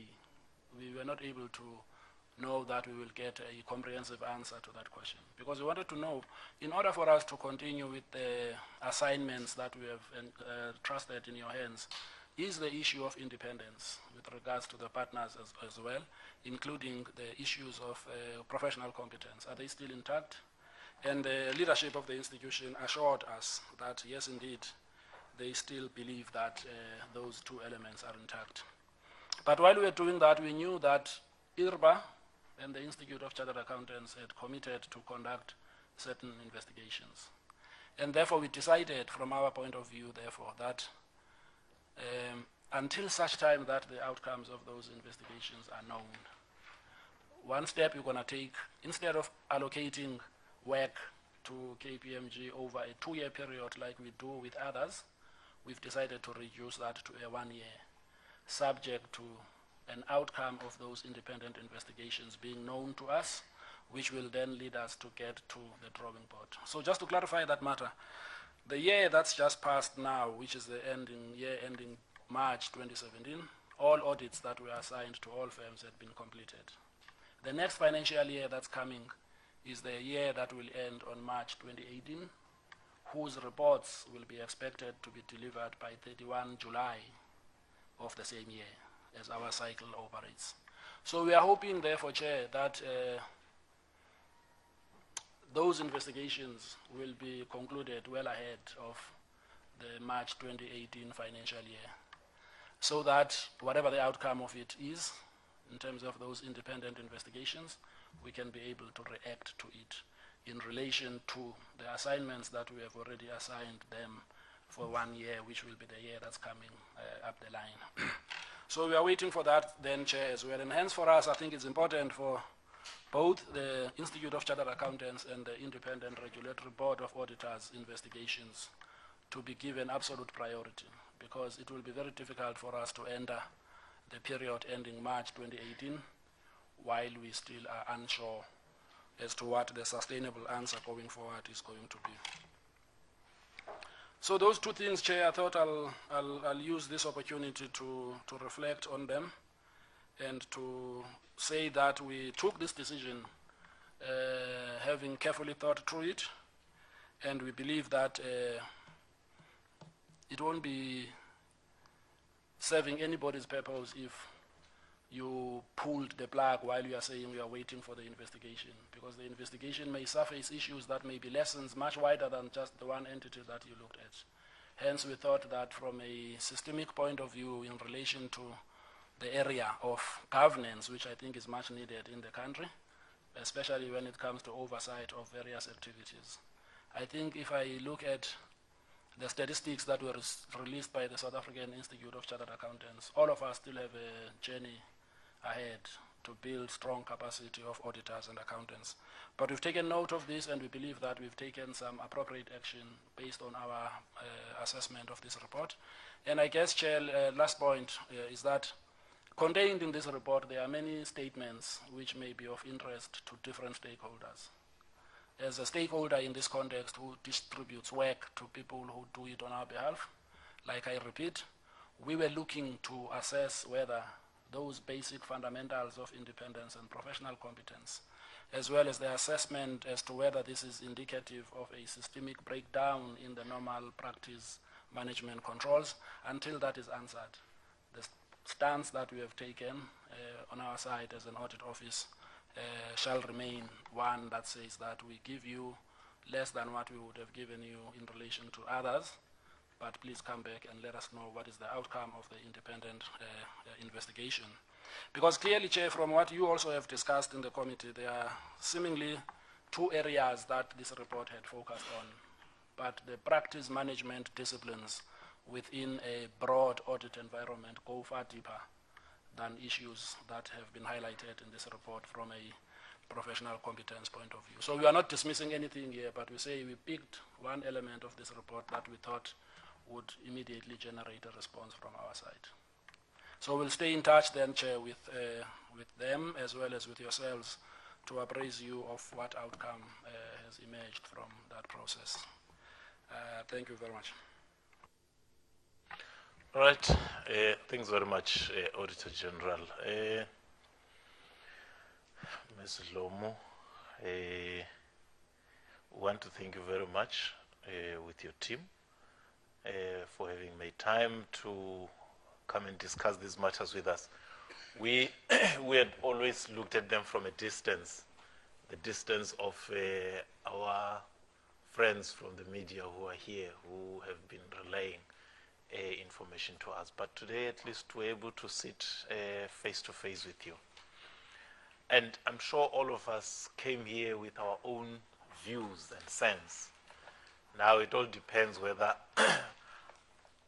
at the end of this session, there's a paradigm shift or what. I want to say just a few things. One, would really want to encourage you to cooperate with whatever investigations are being done, because the moment there are glitches, it just reinforces or creates a sense that you know, you are not interested or there is something to hide. So perception is everything.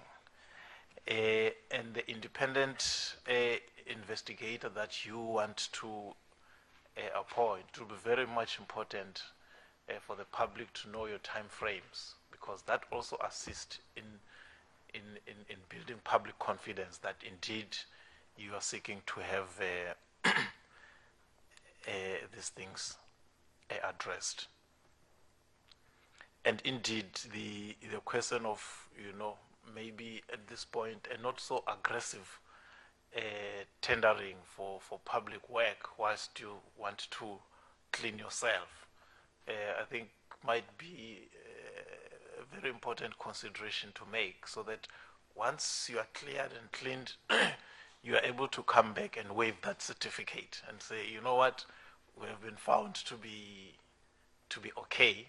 So, but once you still have these things hanging around you, I think it does create some bit of problem, and it creates a sense that it's business as usual, and yet it simply and certainly cannot.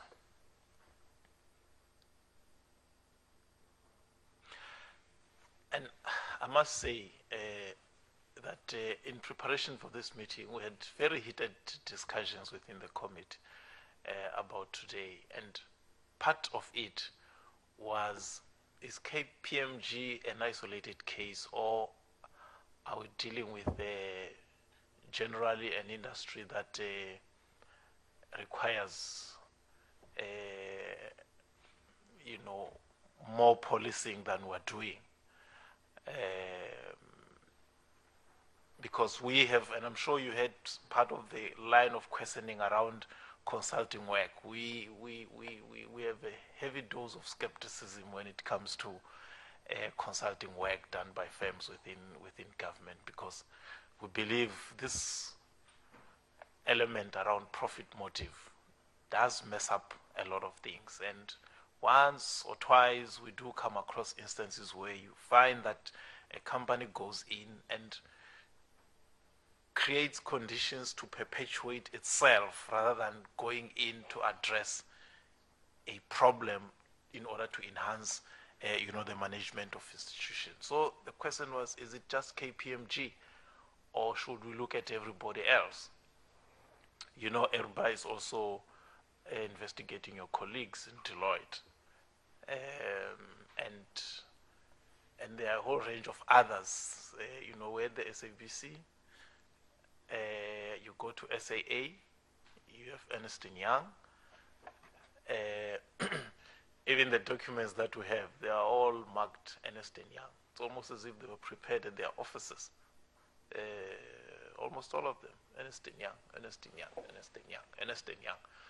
And yet, the other time we sat with SAA, they had terminated as Ernst & Young, because 17 million later, there was no sign of any substantive work that they've done.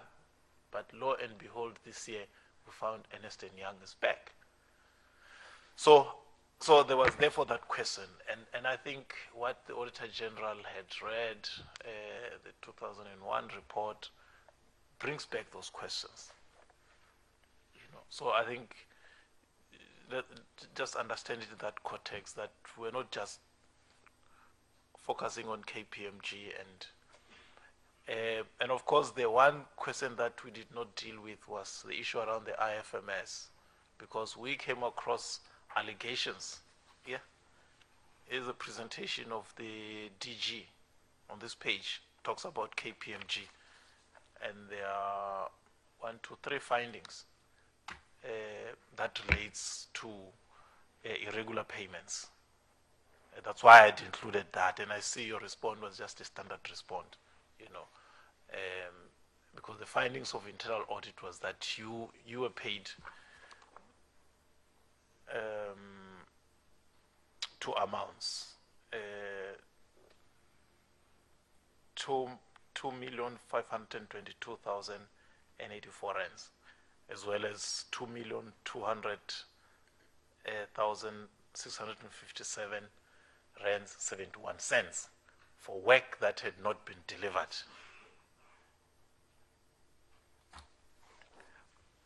You see, so we got this, but we said, okay, because there's an forensic investigation, it's okay. We'll get it later. But then when these other things came up, we felt let's take them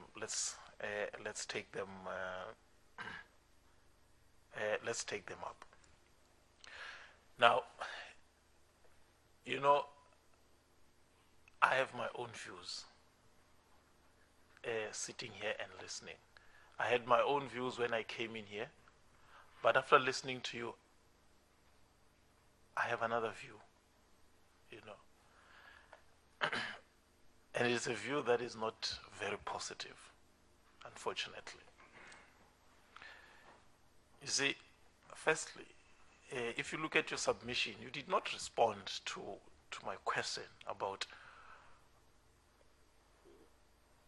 what is the legal ramification, what is the legal implication of a final report. When you give a final report to a client, when you hand it over, what does that mean in legal terms? Can you go back and withdraw it? And for that matter, just take parts of it and leave and say, I've withdrawn it. Now, by making a statement that you have withdrawn it, legally, what does it mean? Does it mean that practically that report then does no longer exist, or the parts that you have, by merely writing, I'm withdrawing it, it is then withdrawn, or what? Is it because for me, more than all these other questions that comrades raised, that was the fundamental question that was ringing in my mind.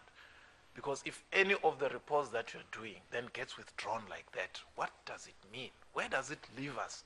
What do we do? And unfortunately, I don't think that we saw that element as the most critical part, because that is what actually, for me, created the alarm bells. That if KPMG is doing so much work and they wake up one day and withdraw a report, what does it mean? Where does it leave us? You know. So you did not talk to that. I read your report. I also read it this morning, and I see we were just stringing along. And you know, one question that I will not ask, it's whether the guys that you have fired, did they agree with the findings? Or did they challenge them? Did they agree that indeed the findings of KPMG International about their substandard work is correct? Or did they challenge it? And thus they could not be disciplined, and so they had to be exited, because then we could have had a much, much wider conversation than what we're having. Now, and I'm saying this very reluctantly, acting chair, because subsequent to that entire thing, then we started to say, let's look at KPMG. And it appears that the issues that we're dealing with here are not isolated. They seem to be in the DNA of the company, almost all around. Comrade Kuno spoke about Botswana. I saw that report where for 3 years KPMG Botswana gave false audit opinion about a bank. And we've seen reports about a number of instances in a number of jurisdictions where KPMG seem to have issues with ethical conduct. So it's not just an isolated case of South Africa, which leads us to think, well, maybe it is not just those 2 instances. And I'm talking about trust. And trust might not be an objective thing, probably a subjective thing. Feeling is subjective, it's an emotion. So I'm saying, so you come here, you talk to us, I hear you, but I'm just saying, you know, in the bigger scheme of things, there are maybe bigger challenges that are probably bigger than you. You may be sitting here as honest people, you want to do your best, but you are battling within a bigger context that does not assist to confirm the line that you're pushing in trying to address these things.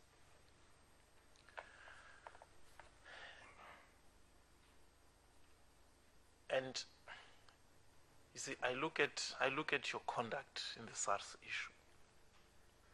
You know, like I said, I don't want to go into that, but I asked a question about your engagement.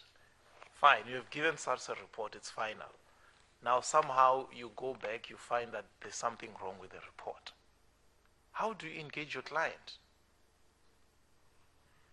What you do, you issue a press statement to say you are withdrawing, and after you've issued the press statement, then you call SARS to say, let's engage. It sounds cloak and dagger, you know, kind of thing. I think it will be very difficult to justify that. And you say there was agency. You see, that raises question. What was the agency? What created the agency for you to make it public? If not that, we might actually be wasting time here. You are actually part of a political football game. All these things you are talking about, that they were things, it's nothing. It's just part of a political game that you're playing. That's why there was some agency to go public. Why? And we see some of the implicated people at meetings with your international chairperson. Then we ask ourselves, what we know is that the only ones, do they have a bearing on your actions or what? So, so on the one hand, we're saying, please assure us that this thing is not systemic. So if you are doing work, we must be comfortable with it. But on the other hand, it feels like, no, this is all politics. This might just be all politics, trying to do certain things for other reasons. So, but like I said, that's my view, that's my opinion, that's my feeling. When I came in here, I didn't think that. But as we're discussing, I think that's the impression I'll be leaving this hall with. But of course, it might be a combination of factors that are way, way beyond you. But it just says, okay, let's go ahead, let's continue to live, let's continue to work. Let us see how it pans out. But let's always hope for the best, because that's what we want. Let's remain positive. Let's continue to push the positive elements.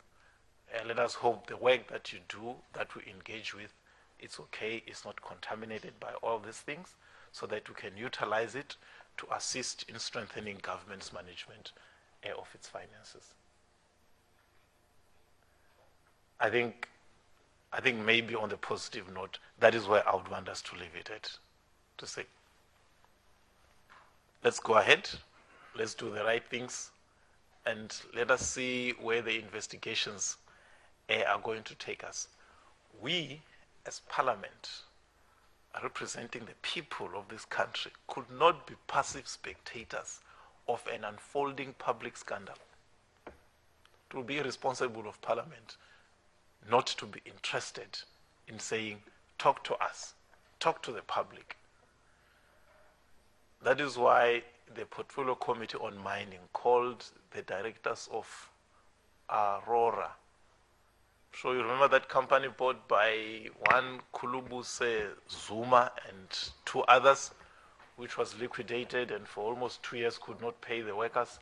Parliament, as representatives of the people, call those directors, say, the people who represent are suffering because of the things you guys are not doing. Can you explain yourselves? So it was worse with you because you are engaged in the public sector, and the work that you do, we consume it as a committee. So we needed to satisfy ourselves, but also to bring to your attention the fact that it is not only IRBA or SAICA that are concerned, but even ourselves, as the people who use your work, are concerned. So please tighten the screws, clean up the act, so that we can continue to work together where necessary and possible. So I want to thank you very much for having made time and for this engagement. Any information that is outstanding that we may be able to send through, well, let us send it through, and we'll take it up from there. Comrades, thanks very much. I know we're still a bit rusty from the holidays, but thanks very much for making time and actually preparing for this meeting. Thank you very much.